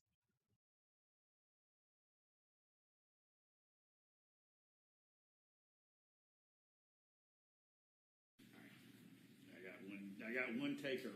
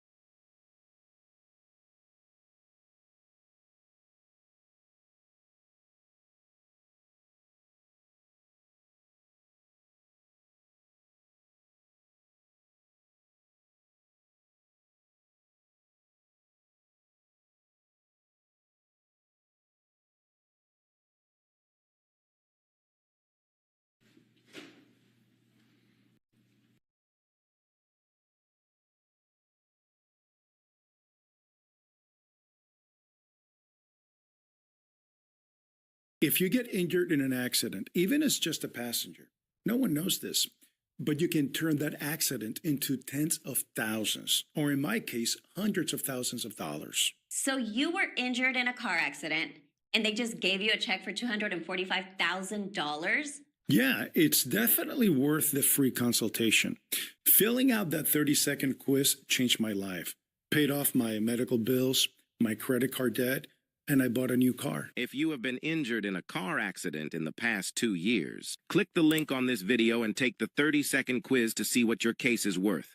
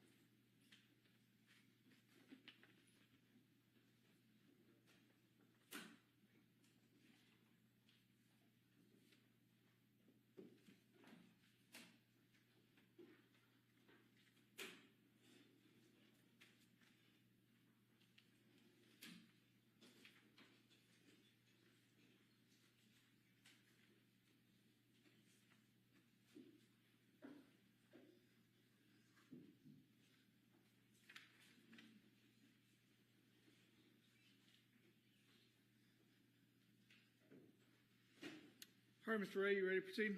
Ready. All right, go ahead.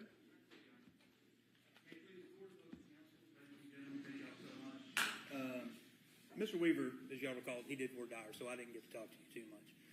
We kind of broke it up. He got stuck with that task in lieu of me doing opening statements. So my name is Michael Ray. Along with John Luke Weaver, we're representing Mr. Ferris. Thank y'all for your service. I know that a 3 or 4, excuse me, a 3 or 4 week long trial is not how you anticipated spending your beginning of fall. So we do appreciate that, and we have worked quite diligently. You know, I've had this case for 6 years now, of trying to whittle it down to what is the most important pieces of evidence to show to you and to present to you, so that you can make a decision in this case. So I don't think we're going to go beyond 4 weeks. It could get done as early as 3, but it might go into 4. But we're definitely going to try to get it moving as quickly as possible. For your jury service, Abraham Lincoln said that one of the greatest services of a citizenship is jury duty. And I think that's very true. It's the equivalent, in my opinion, of voting, because without you, 16 people we have, or if it was in state court, the 6 people we would have, without you, we couldn't do this. We couldn't do our job. Justice couldn't be done. Justice couldn't be done for Melody without you. So thank you for serving. When you act as a juror, or when you're sitting as a juror, in this particular case, and in all cases, you are essentially the conscience of the community. Because you're going to hear this evidence, then you're going to apply it to the law that the judge is going to give you, and you're going to render a decision. Because if you recall, when Judge Cannon was going over the oath with you that he read to you last thing, I know you've taken a lot of oaths. You took one downstairs when there was 120 of you, and then you took another one when you came in your jury bill. And then you came in with the 16 of you and you took another oath. But in that oath that you took an oath to give a truth verdict according to the evidence. And that's what we're asking you to do. And you heard the judge say that it's your duty to render a truth verdict based on the evidence. And that's exactly what we'll be asking you to do. Now, Mr. Fogus, he did a good job in his opening statement. So some of the things are duplicated because obviously, when he came in, he didn't know what I was going to say, and when I came in, I didn't know what he was going to say, but I don't want to sit there and regurgitate the same things. But we got to talk about a few things, that one being the indictment. Mr. Fogus did a great job going through explaining it. So just kind of to recap what Ms. Ferris is charged with. 1, malice murder. That is essentially, to keep it simple, and we'll go over it much deeper at the end when the judge actually gives you the charge, and then we get to argue. What malice murder is, somebody's alive, and I don't want them alive, and they're dead. That's malice murder. Felony murder, I commit a felony act, and it causes that person's death. Like trying to rob somebody, you accidentally shoot them, felony murder. That's what it is. In this case, the felony is the aggravated assault. The state alleges that Ms. Ferris shot her husband, Gary Ferris, and that was an aggravated assault. And as a result of that assault, he died. So that's how felony, murder, and aggravated assault are linked together. Concealing the death of another, it's pretty obvious. There's a little more depth to it when you actually look at the actual elements of the offense, but you can imagine what that is. Somebody has passed away, and you have concealed it. Making false statements, that's lying to the police. We always say defense attorneys can lie to you, but you cannot lie to the police. It's actually a crime. So, this case, and you've heard a little bit of it from Mr. Fogus, but you've probably seen on your crime shows, because I know from voir dire, a lot of you watch the podcast, the crime shows, the true crime and all that. And you always see defense attorneys talking a lot of time about there's been a rush to judgment in this case. Rush to prosecute the first person that you can get your hands on. Now, that wasn't this case.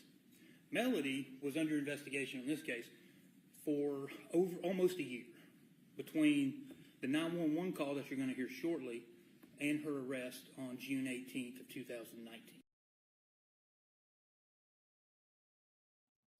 Okay, so I find this really interesting. There was such a lack of evidence.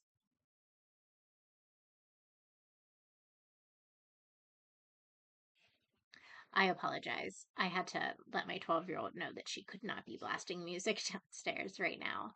Um, but so I really find it very interesting that it took a year to gather all of the evidence. And don't get me wrong, I fully understand that it takes time to process a crime scene and to test all of the evidence and get the blood work back. And, maybe DNA that couldn't come up with a good profile, wait a little bit, see what advancements come out, and possibly retest it. But a year? A year. Like, that just seems overly excessive to me. Um,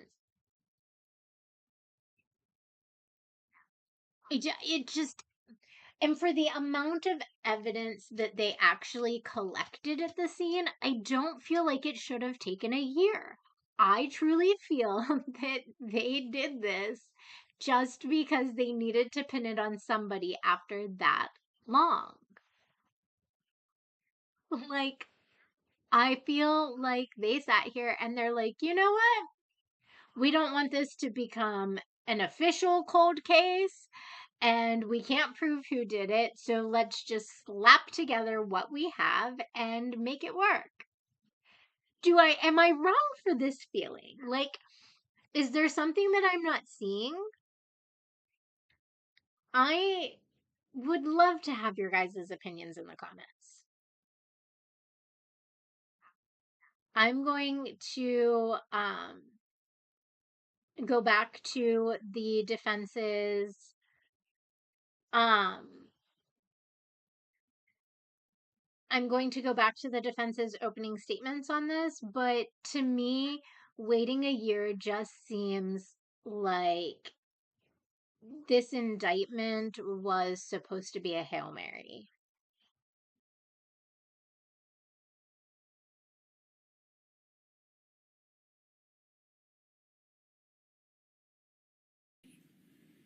So there wasn't a rush to judgment, but what we had in this case was different. It was called confirmation bias. And we'll talk more about this in close, but what a confirmation bias is you got a belief and you've got facts. And that belief and those facts merge together. And that's what you believe. Even though you have all of these other facts over here, you just ignore those facts because that's not in your belief. And that's not in the facts that you want to look at. And that is a confirmation bias.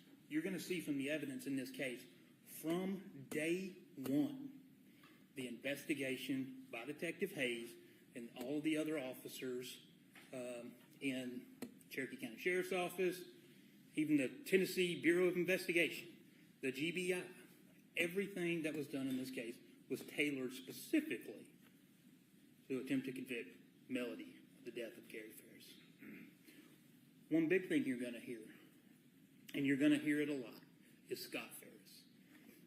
You are going to hear the 911 call here shortly. That's the first thing we're going to do. I'm going to play you the 911 call. 13 minutes after law enforcement arrives, Scott Ferris is already blaming his mother. He knows nothing. They're not even sure if there is a body on the burn pile. They're not even sure it's Gary. He's already planting the seeds of blame.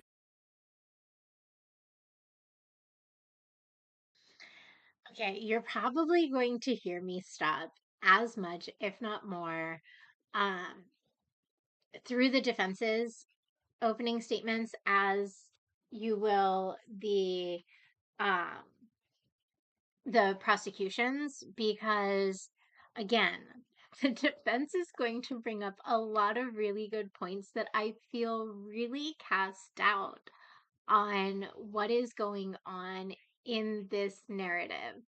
I truly give the defense no matter the outcome of this trial, Melody Ferris will never be able to say that she did not have an adequate defense, because right out the gate, this defense has been the absolute best defense that I have seen in a really long time. Um, I mean, this defense team really is up there with like Karen Reed's defense team, and Karen Reed has an awesome defense team as well. Um, and so the fact that they're able to cast doubt straight out of the gate on this is just, it bodes really well, I feel like, for Melody Ferris. Um, but pay close attention to the things that are brought up about Chris Ferris and Scott Ferris during this opening statement. I feel that it was incredibly eye-opening. Um, I feel that it really went more in depth as to how the boys could have potentially have done this, and the weird things that also could potentially point to guilt of Chris and Scott Ferris, just as much as there is circumstantial evidence that could potentially point to Melody Ferris's guilt. And this is where I have to give the defense the utmost credit, because they do a very good job of painting a picture for this argument and how it very well may not have been Melody Ferris. And again, I am not either way for Melody Ferris, but I am going to point out amazing lawyering when I see amazing lawyering. And this was excellent lawyering on their part. They ask amazing questions. They go in depth very well, and they do a good job of letting each witness give their own version of what happened, where I have found a lot of leading with the prosecution when it comes to their witnesses. And I so far have felt that the defense has done a way better job of turning the prosecution's witnesses into a defense witness very innocently. Just because I feel that the prosecution came at this without enough evidence to back up their claims. And so I would really, really love to see better evidence come from the prosecution, because I'm just not convinced either way. And the defense is doing a great job of bringing up that reasonable doubt. Let me know how you guys feel about this in the comments. I can't wait to hear.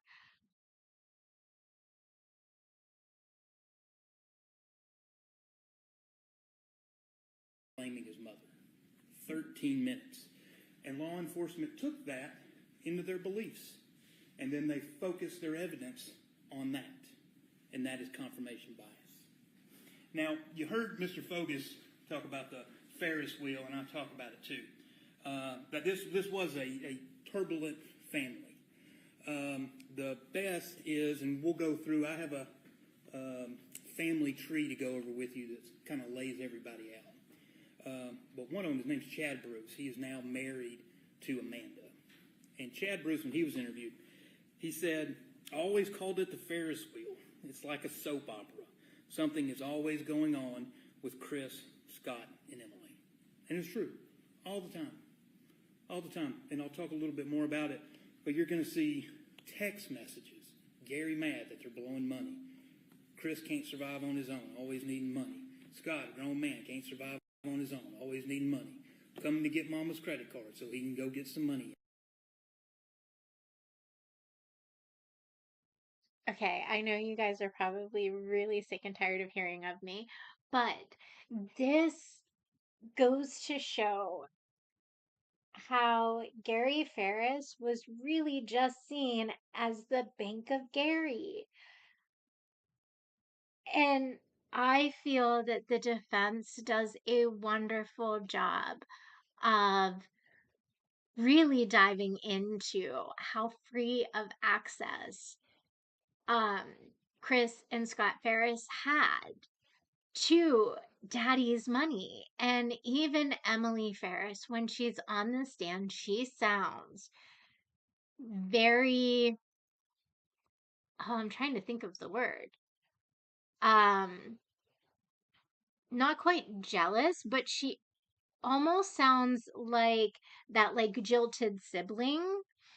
Um, at one point she sits here and states that, you know, her brothers really were the favorite and all she got from her parents was a house and it came with conditions.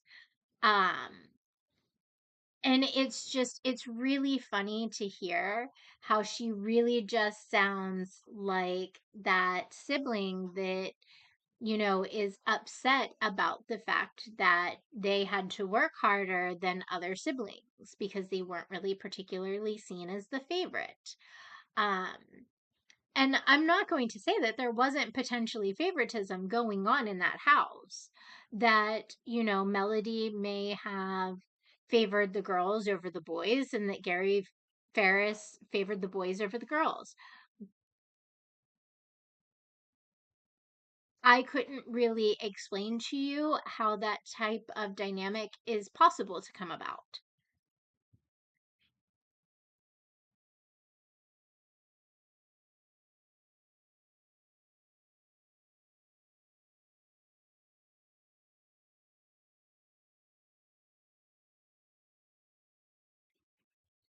Um, but it is really difficult to believe that Gary potentially telling these boys, like, I'm not going to fund this particular lifestyle anymore for you two, could also potentially play a part.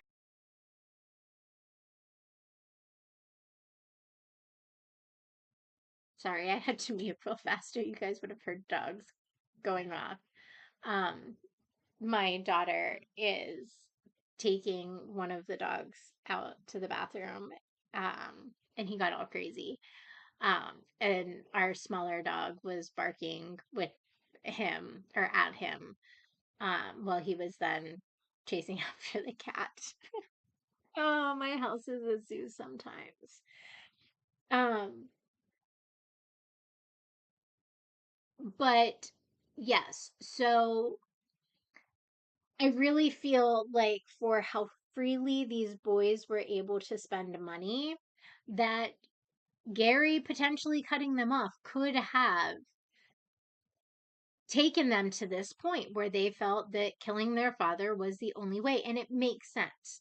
Um, Especially considering it would make sense that Melody would know that they were deeply in debt.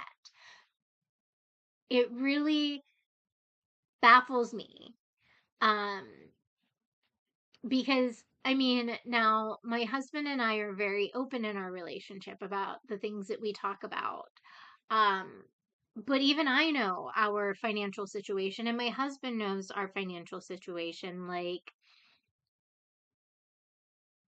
so I feel like even if Gary restricted Melody's access, she would still have some idea of what their financials were. There are certain things that you can check, like your credit score and things like that, and her credit would be attached to her husband's credit because they were married, even if she doesn't really have anything, because if they stay married, his debt eventually becomes her debt. Um, and so I just find it very strange that she would not at least know the overall financial health. Um, but it would make sense that the boys wouldn't, because while they had access to how much money they could spend, and that really wasn't limited, I don't know if they had access to things like the actual bank account and how much money was in it. Um, or if they just worked off of credit cards that daddy then paid off. Um, and so that's also something that I'm really hoping that the prosecution will be able to clear up. So far from what I have found, they have not. But I still have to catch up from Monday till now for this week, because I've just been really busy with life. Um, so I will get back to the defense's opening statement and just wait for the ride.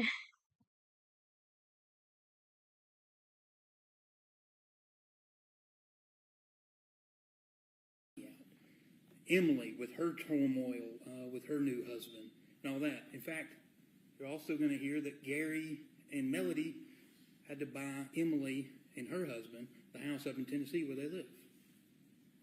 There was a lot of turmoil in this family. But jumping on the Ferris wheel, first off, who is Melody? Melody was born in 1960, and she was born in Smyrna, Tennessee. And she had a somewhat unusual upbringing, especially for that point in time. Melody was very little, and they moved from Smyrna and moved to Tullahoma. You already heard a little bit about Tullahoma. It's actually where Melody was arrested. That's where Martha Jane lives. That's where Rusty lives. And I'll talk a little bit more about all those people. They moved to Tullahoma, and Melody and her mother, Kay, lived with Melody's grandparents. And that went on for a few years, and eventually Kay Walker met a man named Carl Walker, and they got married. And then they continued, once they were married, they bounced around a little bit. They went from Tullahoma to Nashville, Nashville to Florence, Florence back to Nashville, just kind of bouncing around this North Alabama, Central Tennessee and back down area, just moving around. Then when Melody was a teenager, they finally settled in Florence, Alabama. It's in the north. You've probably heard of Muscle Shoals. It's right there. And that's where eventually Melody started going to high school, was in that area. And so now you're like in the mid-70s, and that's actually when Melody meets Gary Ferris. Breakfast is free? Yeah, school breakfast is free. Every day for every kid. No sign-ups, no hassle.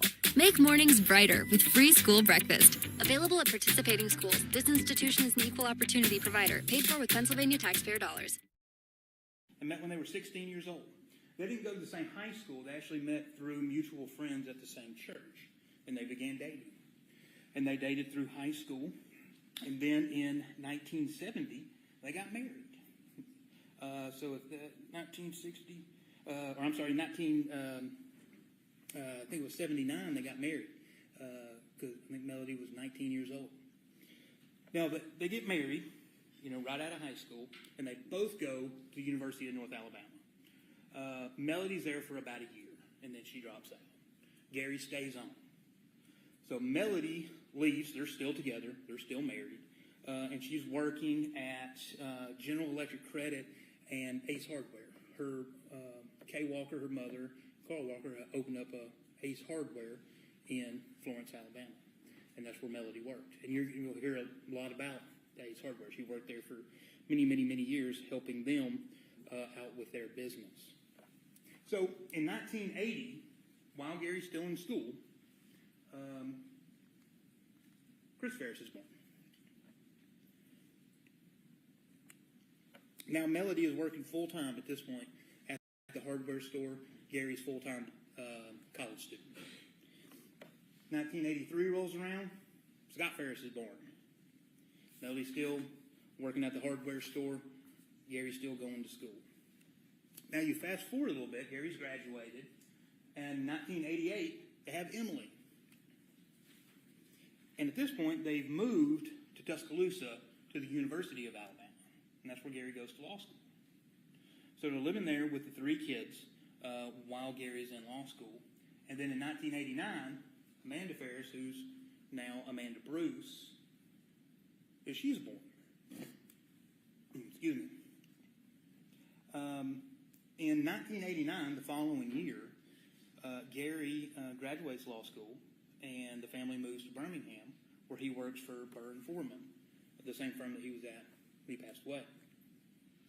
Now, in 1995, the law firm sent Gary to Atlanta. They were trying to expand, have a different office in Atlanta, and Gary was going to be a major part of that. And I think when he actually first got there in 95, there was only him and another person there. It wasn't, this huge law firm, at least here in Atlanta, at that point in time. really ranging from kindergarten to Chris at that point in time being about 15 years old. Melody's a stay-at-home mom. She's going back and forth to Florence to help her parents with a hardware store and just living. And an interesting point then comes later in 1997 to Melody is Carl Walker, or who she thought was her father, passed away. And while she was at the funeral, a relative came up to her and told her that, just so you know, Carl Walker's not your father. And so then that leads on to her trying to figure out who her actual father is. And she does. But Carl raised her. It's just an odd thing, to kind of come out of the blue in 1997 at his funeral. Now in 2013, it's kind of the next major event. That is when Gary and Melody buy the Purcell Lane house, where you saw the photos in Mr. Fogus's opening of the house. That's when that was purchased, 2013. They move in there, and when they get there, shortly thereafter, Scott moves in to the apartment that is above the barn. Now, all the kids, they also have kids and wives that are relevant to this case. And Scott was married to Jenna. And her name was Jenna Ferris. Since Gary's death, my understanding is they have divorced. She has changed her name. I'm not going to try to pronounce it. I haven't talked to her to figure out how she pronounces it. But that is, Jenna Ferris was her name. Chris also has other children by another woman, and that is Ella Ferris and Addison Ferris. Ella, at the time in July, the 3rd, 4th, 5th of 2018, she was over at her friend Emma's house.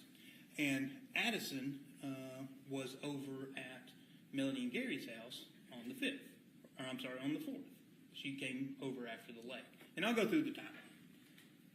Emily, this is Chris Payne. With the prior difficulties of the family, Chris Payne was a little bit of that. And Amanda is married to Chad. Chad's the one I was telling you about. He's the one who talked about the Ferris wheel and about how there's always something going on, and basically this family is like a soap opera. That is Chad. And Chad also has a daughter by another woman, and her name is Cameron Bruce. Cameron is who was there with Addison on the 4th.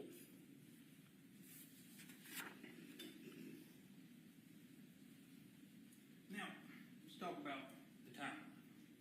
So, you already heard a lot about the burn pile. So, Gary did start the burn pile on July 3rd. Okay, we know that. That's a fact. Also, a couple of other interesting things happened. Addison and Cameron don't live in Georgia. All right? Those are Chris's children. Or Ella and Addison do not live in Georgia. They live in Maine. On July 3rd, they flew in to Hartsville-Jackson. Chris went and picked them up, and they drove up. They came to Melody and Gary's house.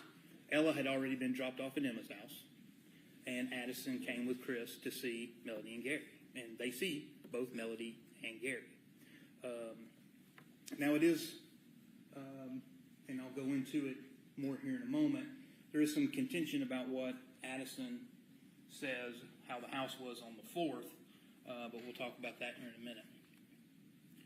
Now on the 4th, that is when Melody goes to Lake Lanier.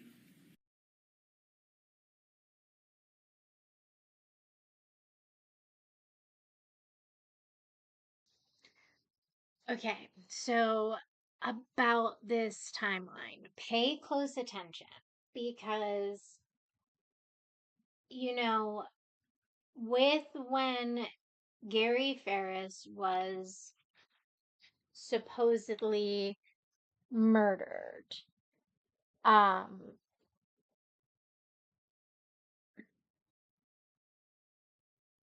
it really is weird, because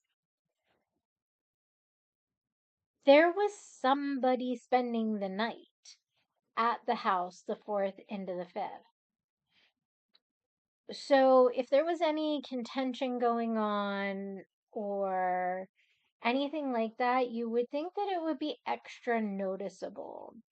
You would think that, somebody would find Melody's behavior odd, especially considering her husband was going to be found murdered on the burn pile the next day.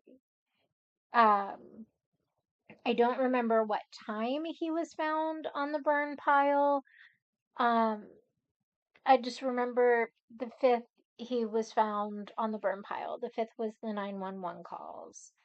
Um, on the 5th, Scott Ferris calls 911 saying that his dad was found dead on the burn pile. And so how is she going to kill him when there's other people in the house to witness any potential strange behavior? And you would think that there would be noticeably strange behavior if she's planning on murdering her husband. You would think that if Scott Ferris can find this miraculous gun that can't be found anywhere, that only he's seen, like, how did the girls not also find this gun? I'm sure these girls were probably snooping around Grandma and Grandpa's house to some extent. That's just what kids do, no matter how old they are. I used to go snooping around my mom's house, and I had lived there for pretty much my entire life. I knew where everything was. I knew what was in my mom's house. I still would snoop.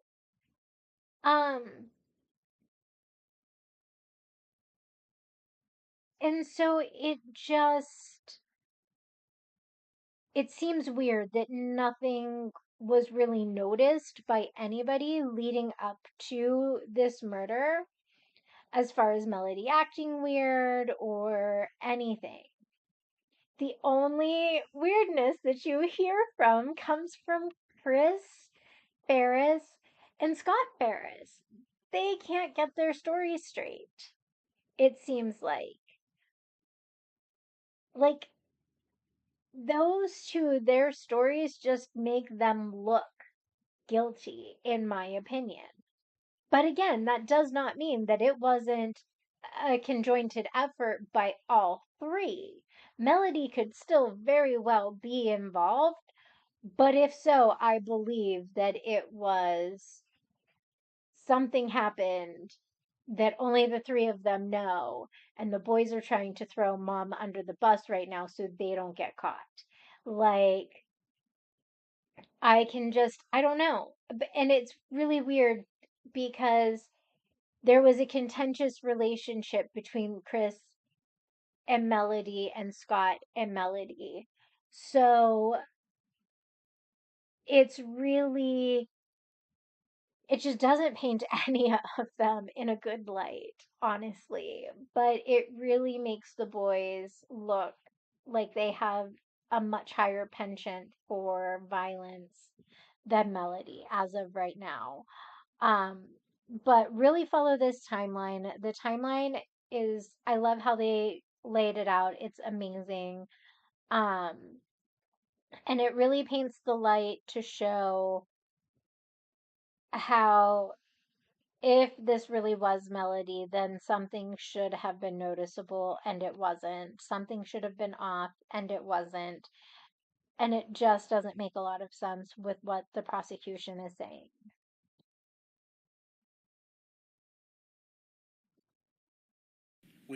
You'll see, and the evidence will show that we've got a parking receipt. I actually got two things. We've got a parking receipt from Lake Lanier that shows the time that she went in. And there's also a ATM slip that was in her card that we got photographs of to show that her withdrawing money, and that was on the 3rd. And we'll talk about those here more in a minute. July 4th, that is when Addison and Cameron spend the night at the house. Now, Cameron and Addison, they have two different versions of events about how it was. Addison's more, it was kind of weird. Melody didn't want us to go outside. She made us go to bed early. Cameron will testify that they did go outside. They went and saw the horses.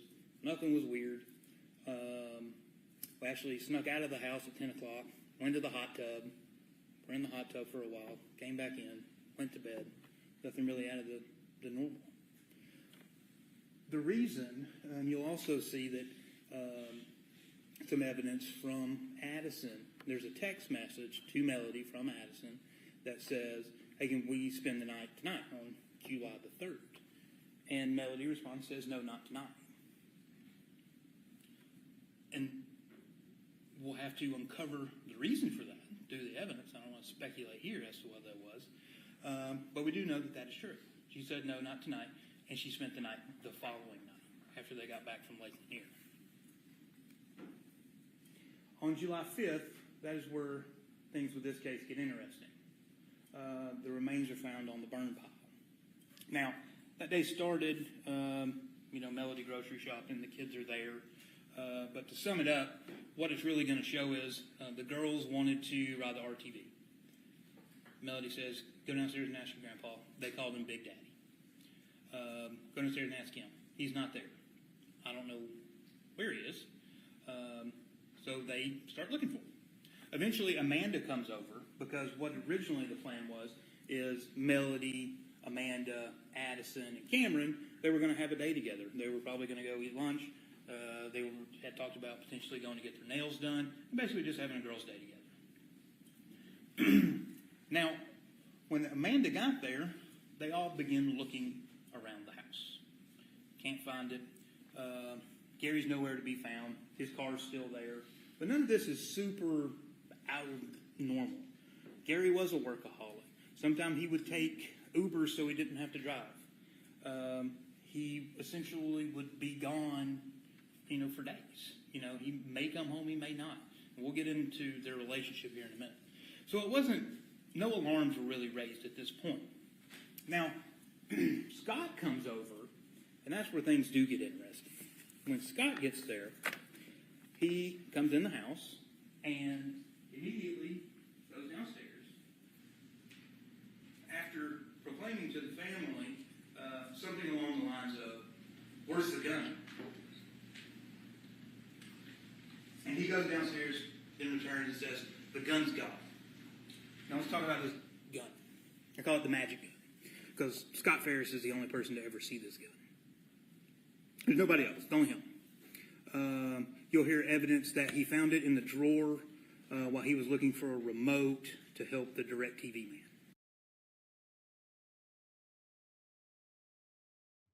All right. Now, is it just me, or do you guys also think that this story is bullshit? To me, this story is bullshit, but that's just me. I don't have a lot of confidence in Scott's story with this. Because why are you going to parade around that you know that there was some mysterious gun that couldn't be found? Nobody had seen the gun. Nobody knew anything about the gun. It was just weird.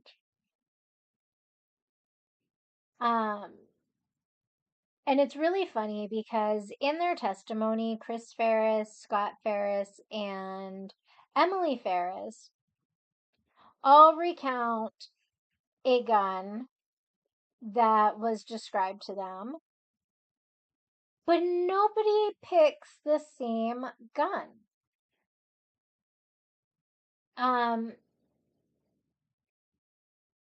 Some of I believe it was Emily picked a snub nose. I believe Chris and Scott picked the longer barreled pistols. And if I remember correctly, they both said that the color was different than the other one. It was really small, like minor details that didn't match up. And I understand that, like, it may not seem like a lot, But when the majority of a gun is all one color, it being lighter or darker makes a big difference. The handle being lighter or darker makes a difference. The handle being wood or plastic makes a big difference. The barrel of the gun being long or snub nose also makes a big difference. It makes a big difference in the way that the gun functions, not just looks. It makes a big difference in the types of striations that you are going to find with that gun. The impact is going to also be different. The way that the bullet looks as it strikes something is going to be different. There is so many various ballistics changes that happen based on small, silly details of a gun. And because there isn't a lot to a gun, those small differences can mean an entirely different type of gun. Or, it can make a big difference between the gun that you're looking for and the one that you find. What happens if they're looking for a dark, snub nose pistol with brown trim that looks like wood? And in reality, they end up finding a light silver, black plastic handled gun. They're going to most likely, they'll test it, but they're going to test it as if it was potentially used in a crime outside of this one. Most likely. They're not really going to treat it as the exact same potential murder weapon because it'll be a different gun than what they were initially looking for. So details like that really make a difference and they matter in something like this. You're not going to get the same ballistics if it was a long-barreled pistol versus a snub nose. So it's really disheartening to see that the prosecution didn't really narrow in on some of these inconsistencies because I feel that these inconsistencies really hurt their case a lot. And the defense is going to do a good job of outlining more inconsistencies in this story and this timeline. And then he found the gun. He gives a very detailed description of it. And that's it. Nothing else. And this was a few months before July when he had the DirecTV. Actually, I think it was the beginning of June, so about a month before is when Scott sees this gun. And he claims he has no idea. He's never seen this gun before. It's very strange. This gun is here, and he didn't know anything about it. But he also didn't do anything about it. Now, 6 years later, this is where Jenna Ferris kind of comes in and is interesting. 6 years later, she gives an interview to the district attorney's office claiming she also saw a gun in the basement that you saw in Mr. Focus's opening, where Gary was. However, this gun looked completely different than the one Scott described and is in a completely different location than where Scott said it was. So these are the only two people that have seen this gun, and the guns they described don't even match each other, and one of them talked about it 6 years later. Now, after Gary's remains were found, he was taken down to Georgia Bureau of Investigation Forensics Department to the crime lab, and that's where an autopsy was performed. But after July 5th, 2018, 348 days go by. Melody's not arrested at this point. She's interviewed several times. I believe the evidence will show that, or I believe that the state will be playing those interviews for you, so you'll actually see Melody testifying and answering law enforcement questions. But 348 days pass. Now, in that 348 days, you'll see evidence that they were doing audio testing. What that was is they put a ballistics dummy in the living room of the house, and they shot it with a revolver. And they had members of the Cherokee Marshal's office, as well as some sheriff's office, out there with decibel readers at different points. They were out at the barn, they were out by the road, and they were also in the house, measuring what the decibel was for firing this revolver into this ballistic dummy. And then they moved the dummy downstairs, and they shot it a bunch of times downstairs. And you're going to see all this. They're going to play all the videos of them doing the shooting and recording the sounds and all that. Diving in the lake, you're going to see they brought out the Cherokee Sheriff's Department to dive into the lake to see about where the gun was. Didn't find anything. Recording Melody's phone calls. And we'll talk more about this momentarily. Rusty, because you already heard about him. HoneyBook keeps your proposals, contracts, invoices, and payments all in one place. My name is Laura Gomez, and I agreed with Detective Hayes that he would put some kind of app on his phone and record all their phone calls. And he did, for months. You're going to hear a lot of those. Also, during that 348-day time, Scott and Chris are interviewed several times. Sometimes Scott and Chris are interviewed together, at least on one occasion, and several times Scott is interviewed alone. And then, on June 12th, 11 hours. Okay, I just want to take a moment to address this. I totally know that real life doesn't always work like it does in the movies and on TV as far as these cases go. But that brings me back to a TV reference, and that would be a lot of people's most beloved Gibbs from NCIS. And one of his rules is never let two suspects talk to each other, or witnesses, one of the two. And there's a reason for this. And even like in my own personal experiences, I haven't had a lot of experience, but anytime there has needed to be any questioning of more than one person by the police, they have always done it separately. They have always separated the two sides, and they do not usually let them talk to each other in a room by themselves. It is really weird.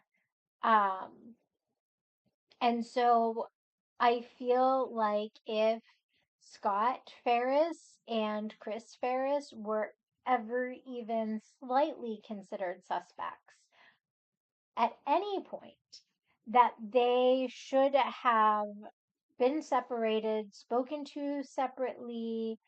And we see this issue also in the Karen Reed trial, where people in the Alberts home were able to converse with each other, even though they technically should have also have been suspects. And so it's just a really weird dynamic to see. So yes, but we will let the defense get on with opening statements. And I like the doubt that the defense is able to raise with this timeline. It doesn't leave as many open-ended questions as the prosecution's. The prosecution's opening arguments really left you feeling like you had more questions than answers, where I feel like the defense really did a good job of closing not all of the coincidences that the prosecution is expecting you to like kind of ignore. But they're really showing you where a lot of the evidence could also point to somebody else. So, I don't know. Personally, I feel like they're doing an excellent job of raising that doubt.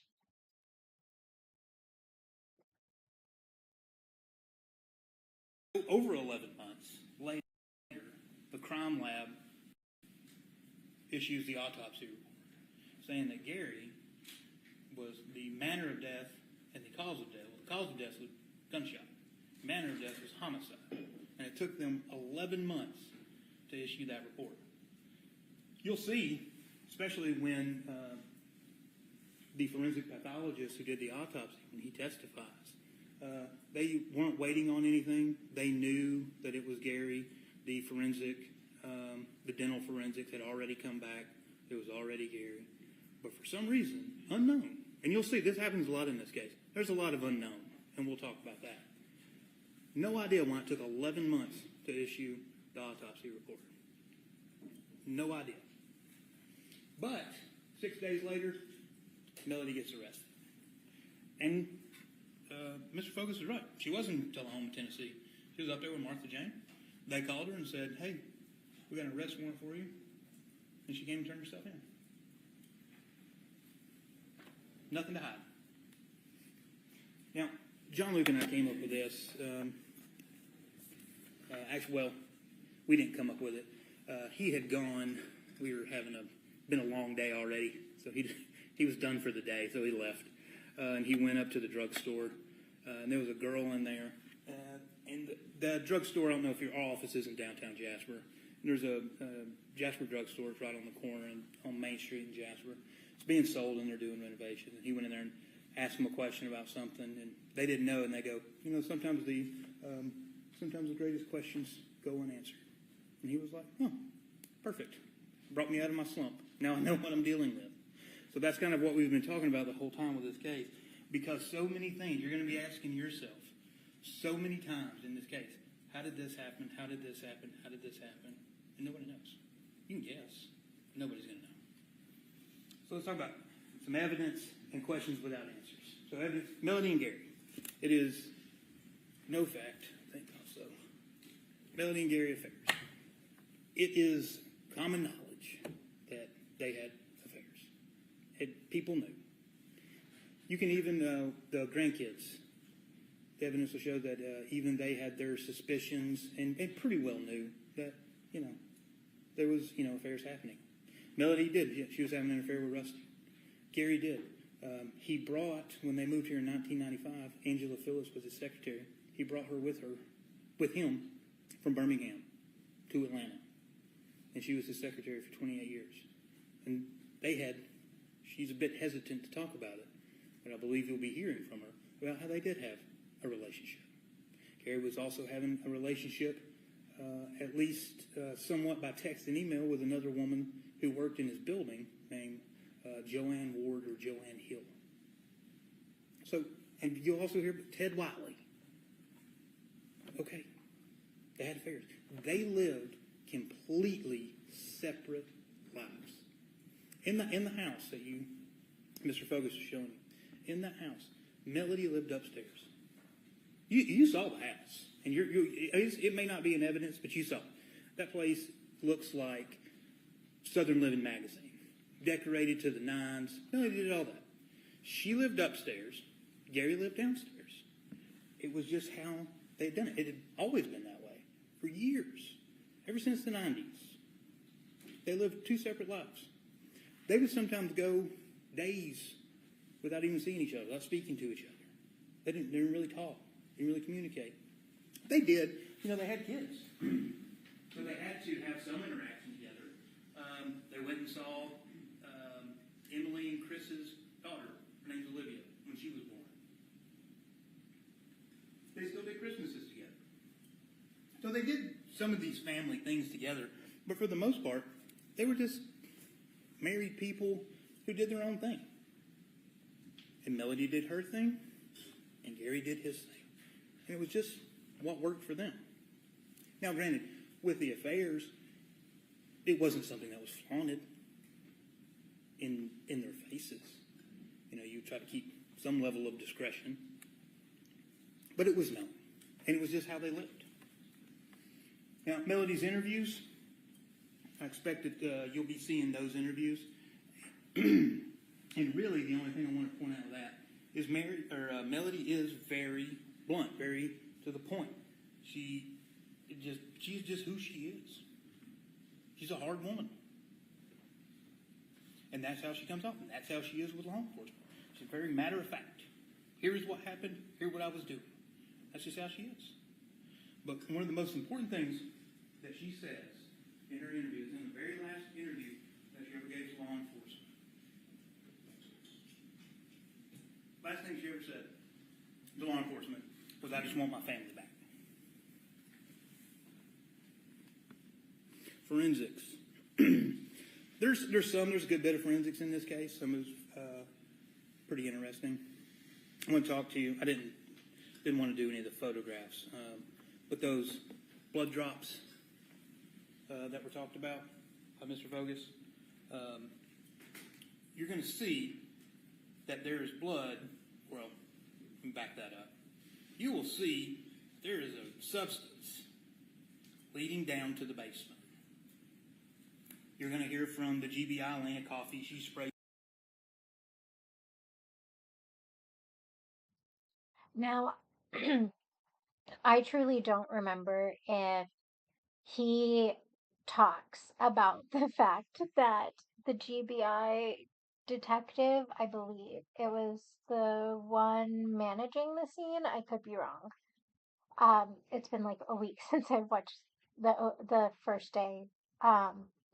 But he admits, one of them admits between day 1 and day 2 that a lot of the blood that was going up and down the stairs while they sprayed luminol, and that was presumptive for blood, and they did like whatever the field drop test is to show it is some sort of blood or not.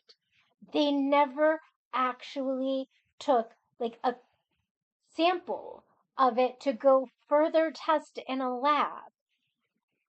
And a lot of it, they will tell you, is just mammalian blood. Like, you can't get more in depth with the type of blood than to tell me that it belongs to some sort of mammal. Like, that proves anything. It could be from a dog. It could be from a cat. It could be from a llama. Like, come on. Oh my goodness. And this is the crazy part about a lot of this evidence. And why would you not take a sample from pristine, gorgeous blood drops? Like, you see this in the movie, and like the detectives are all over that because it is the most glorious drop of blood that they have seen in 30 years. That's the kind of blood droplets that they had in the kitchen and stuff like that. So why didn't we do more than just the presumptive testing? It blows my mind. It baffles me. I feel like they should have, if they're gonna spend almost an entire year doing audio testing. Hold on 1 minute, guys.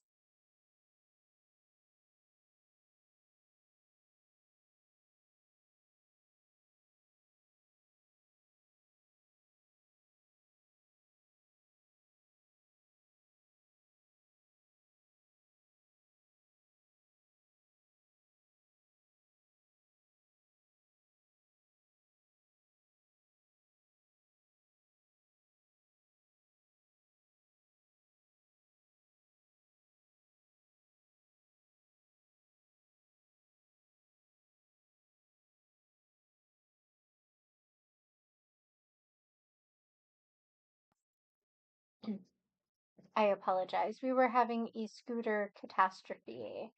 My 8-year-old needs a new scooter, and we haven't had the ability to get him one quite yet.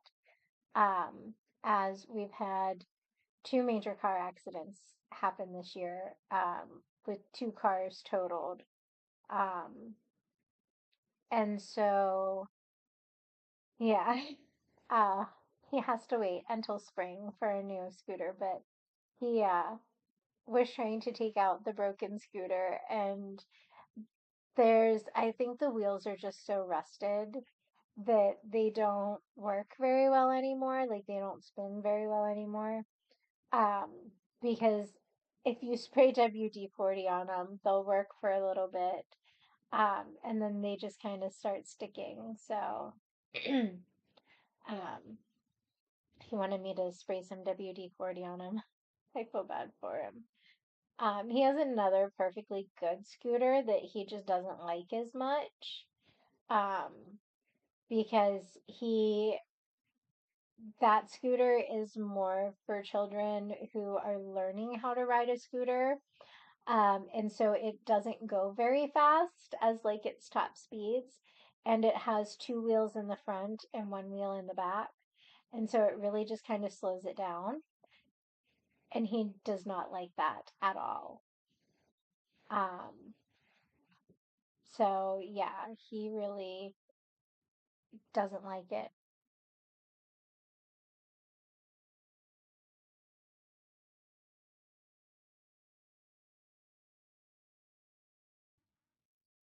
Sorry, I had to yell at them to not kick soccer balls at my door. Because I'm upstairs and the little guy came in, so I needed him to be able to hear me. Um, but yeah, they put on a really good showing of the lack of actual testing done on the copious amounts of evidence. And I feel like law enforcement could have just done a better job of collecting some of this evidence and testing it. I really feel like they missed a lot of opportunities on tests that they could have done. But I'm going to go back to opening statements. And we're going to continue.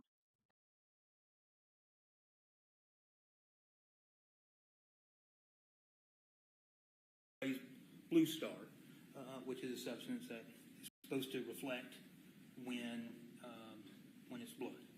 Now, that's a whole nother thing. You're not going to hear anything about that being tested, of whose blood it is, even if it is blood. Now, you go down the stairs, they did take a swab, but they find some little drops of blood. Some of them are about as small, or even smaller than 1 centimeter on the floor. Take a swab of those, send it off. That was Gary's blood.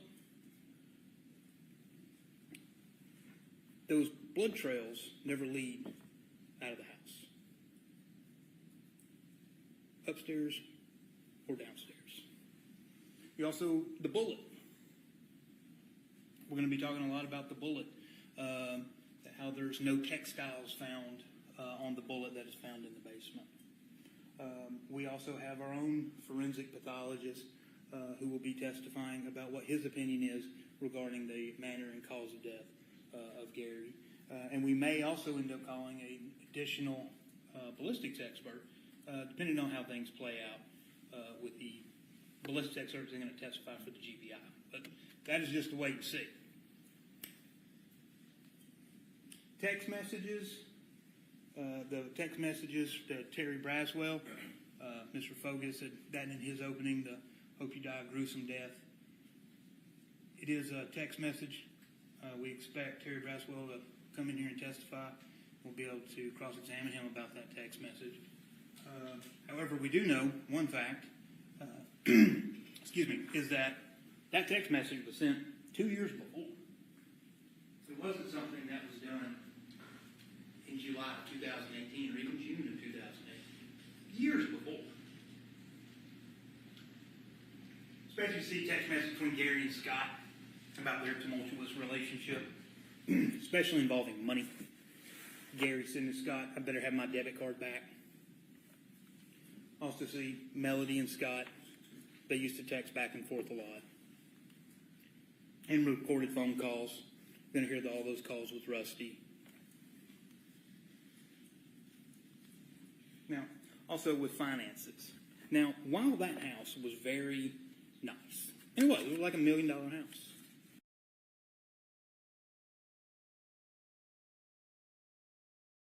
You love learning, but we just couldn't seem to find the right fit. When it came to school, there were... And it's decorated to the nines. And yeah, we've actually got some of Gary's pay stubs, and after taxes, he was bringing home $20,000. Can't remember if it was every 2 weeks or every month. But that home, mortgage to the hilt. Debt high, cash low. Gary stopped working, this family's over. And that's exactly what happened. Gary passes away, you're going to hear, first thing that happens to the house, foreclosed. Didn't have enough money to pay for it. Cars, gone. Everything put in storage. So while they made a lot of money, they blew a lot of money. Now, Gary did have some good investments. He had a 401k with his law firm, 401k, profit sharing with the law firm, insurance, life insurance, things like that. But, you know, all those aren't accessible cash that you can use. So Gary had to keep working to fund this lifestyle. Now, questions without answers. Where was Gary shot? When Dr. Gooding testifies,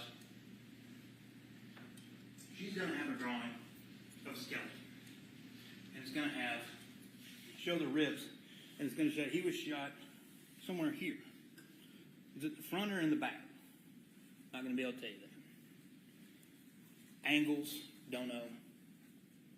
No idea. Also, that's just where was he shot on the body. Where was he shot in the house? The evidence is going to show while there may be some blood, and that was not tested, so we'll call it maybe blood, upstairs in the living in. So see, this is where he's talking about the severe lack of evidence. It is just insane. I have never, in all of my time watching true crime anything, have I ever seen something quite like this. How would you guys feel if you were Melody Ferris and on trial, and this is how easy your defense team can tear apart the prosecution's story and timeline. So yeah, how would you feel? I would be furious. I would be sitting here and I would be like, what in the hell? How am I here? How were they even able to convince people that I was guilty with this kind of evidence? But I'm going to let the defense continue on. I just wanted to give my own little tidbit because the maybe blood gets me every time. Because that's literally how well they tested this. It's absolutely insane.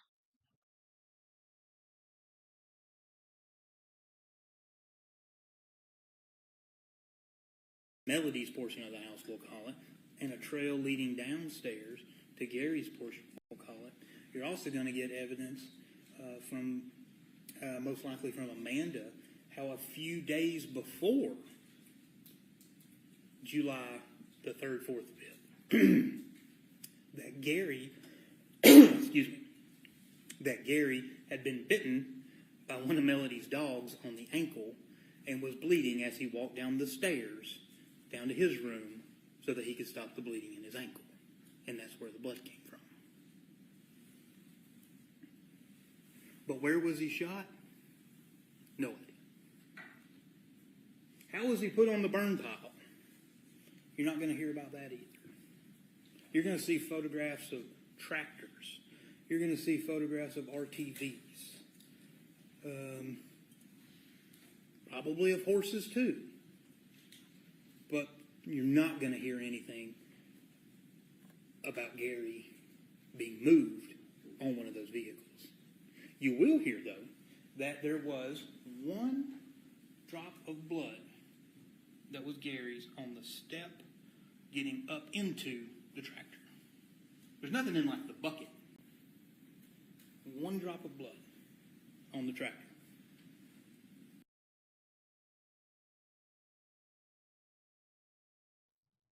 Okay, I have to stop and laugh here because that is exactly what I was telling you guys about when the prosecution showed the tractor. I told you, I thought they found like a single drop of blood. And I thought it was on the front of the tractor, but apparently it was on the step going into the tractor. So seriously, like, what? Are they saying that she moved the body with the whole tractor and it didn't bleed everywhere? Like, if he's got a gunshot to the rib cage, like, I'm sorry, I would be inclined to believe that the house or wherever he was shot would not be spotless. I would like to assume that you can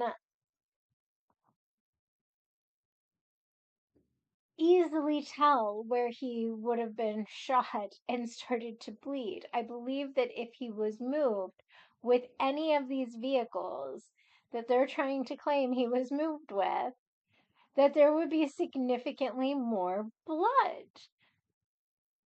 I don't care how good of a cleaner you are, you're not ever going to be able to get all of the blood. And when you see this house, you're going to be like, holy cow, these crime scene photos are far too clean.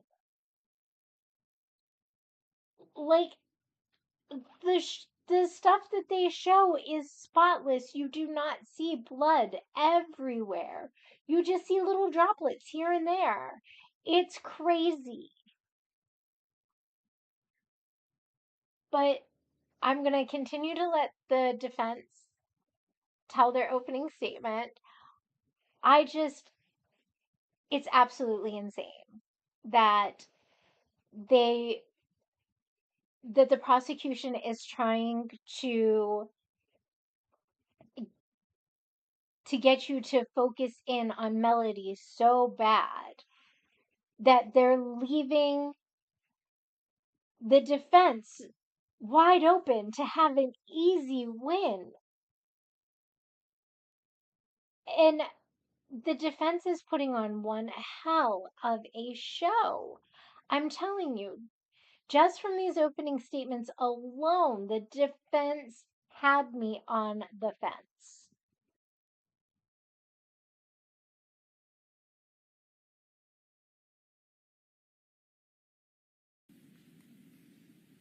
Where is the gun? Don't know that either. Now, you're going to see photographs of guns. There were guns on the property. There was no .38 found on the property. I think there was an old .32 caliber that was found on the property. But we know that wasn't the gun in question.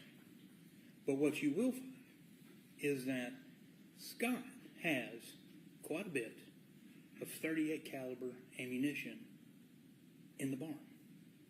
And in fact, he's got it in his bedside table.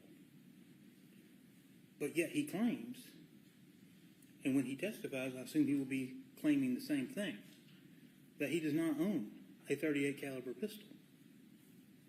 He will claim that he owned a .357 Magnum at one point, but that gun had been stolen years ago, and he didn't have anything that would shoot a .38.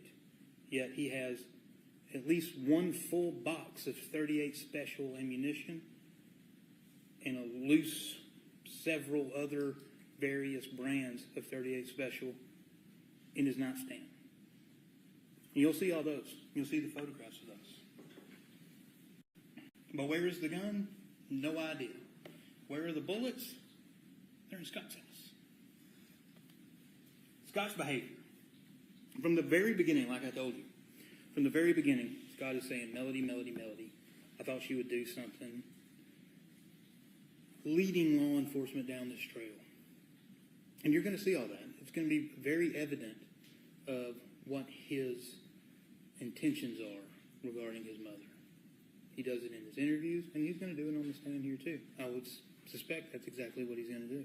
But the most important thing is just in that few minutes of getting there, he's already talking about guns being missing, that he's the only person that is seen.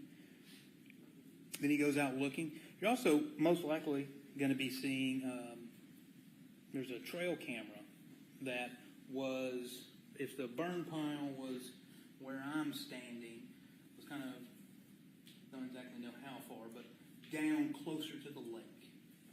Kind of pointing at, they had a deer feeder down there to take pictures of the animals. And you're going to see that coming up to that camera, for some reason, and I don't think we'll ever get a straight answer, we don't know why those photographs got deleted. Or actually, who actually deleted them. Now, we know because they were recovered. So we know what photographs were on them, but we don't know of who deleted them.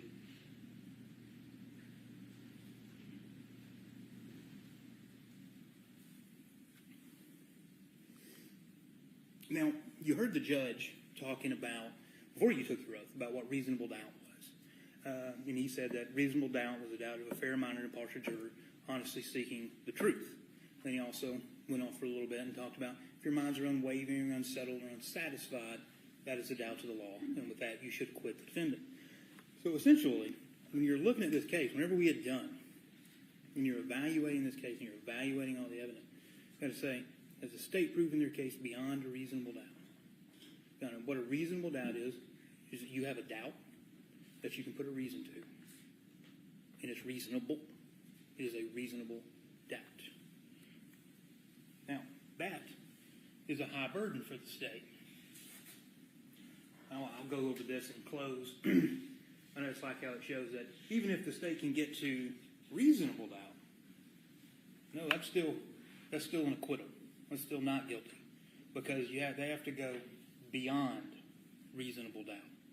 And remember, that is just a doubt for which you can put a reason. So, ladies and gentlemen, when you have, like in this case, when you have questions that go unanswered, when we're talking about unanswered questions of how did we get to the burn pile? Where's the gun? Where's the bullets? Where are these simple things that we should be able to find? And why, when we find them, they're in a place that, well, we don't like where that's going. Law enforcement saw the bullets over in the barn. Yet here we are with Melody charged with malice murder, felony murder, ag assault. Nobody heard anything. You're not going to hear anything about this case that Melody heard, or that anybody heard Melody shoot him, or that she admitted to somebody that she shot him. You did hear from, and you'll hear from him again, from Mr. Barton, from Rusty, that he said, Melody said he's on the burn pile. And what Mr. Barton changed, and he'll be under direct and cross-examination in this case, is what he changed. He didn't change what she said. He changed when she said it. So he said, yes, Melody said they found him on the burn pile, not on the 4th. It was on either the 5th or the 6th when she was talking to him saying, hey, they found Gary dead on the burn pile. Rusty didn't change what he said. He told him when he said it. He got it wrong, and he corrected himself. So, ladies and gentlemen, when you have unanswered questions in a case like this, really the only answer is not guilty. Thank you. All right, Mr. Fogos, you got witnesses ready? Please, Judge. The first one is by the previous stipulation. All right, go ahead.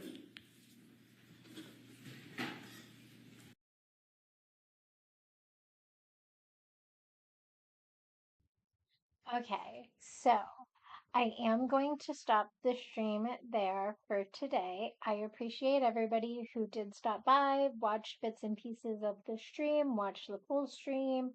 If you're on the replay crew, let me know. Let me know where you're from.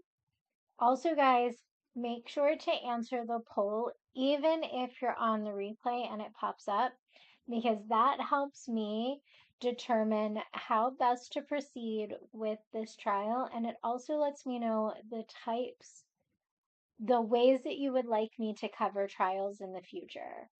I will be back on tomorrow, probably, I want to say around like 1 o'clock, maybe.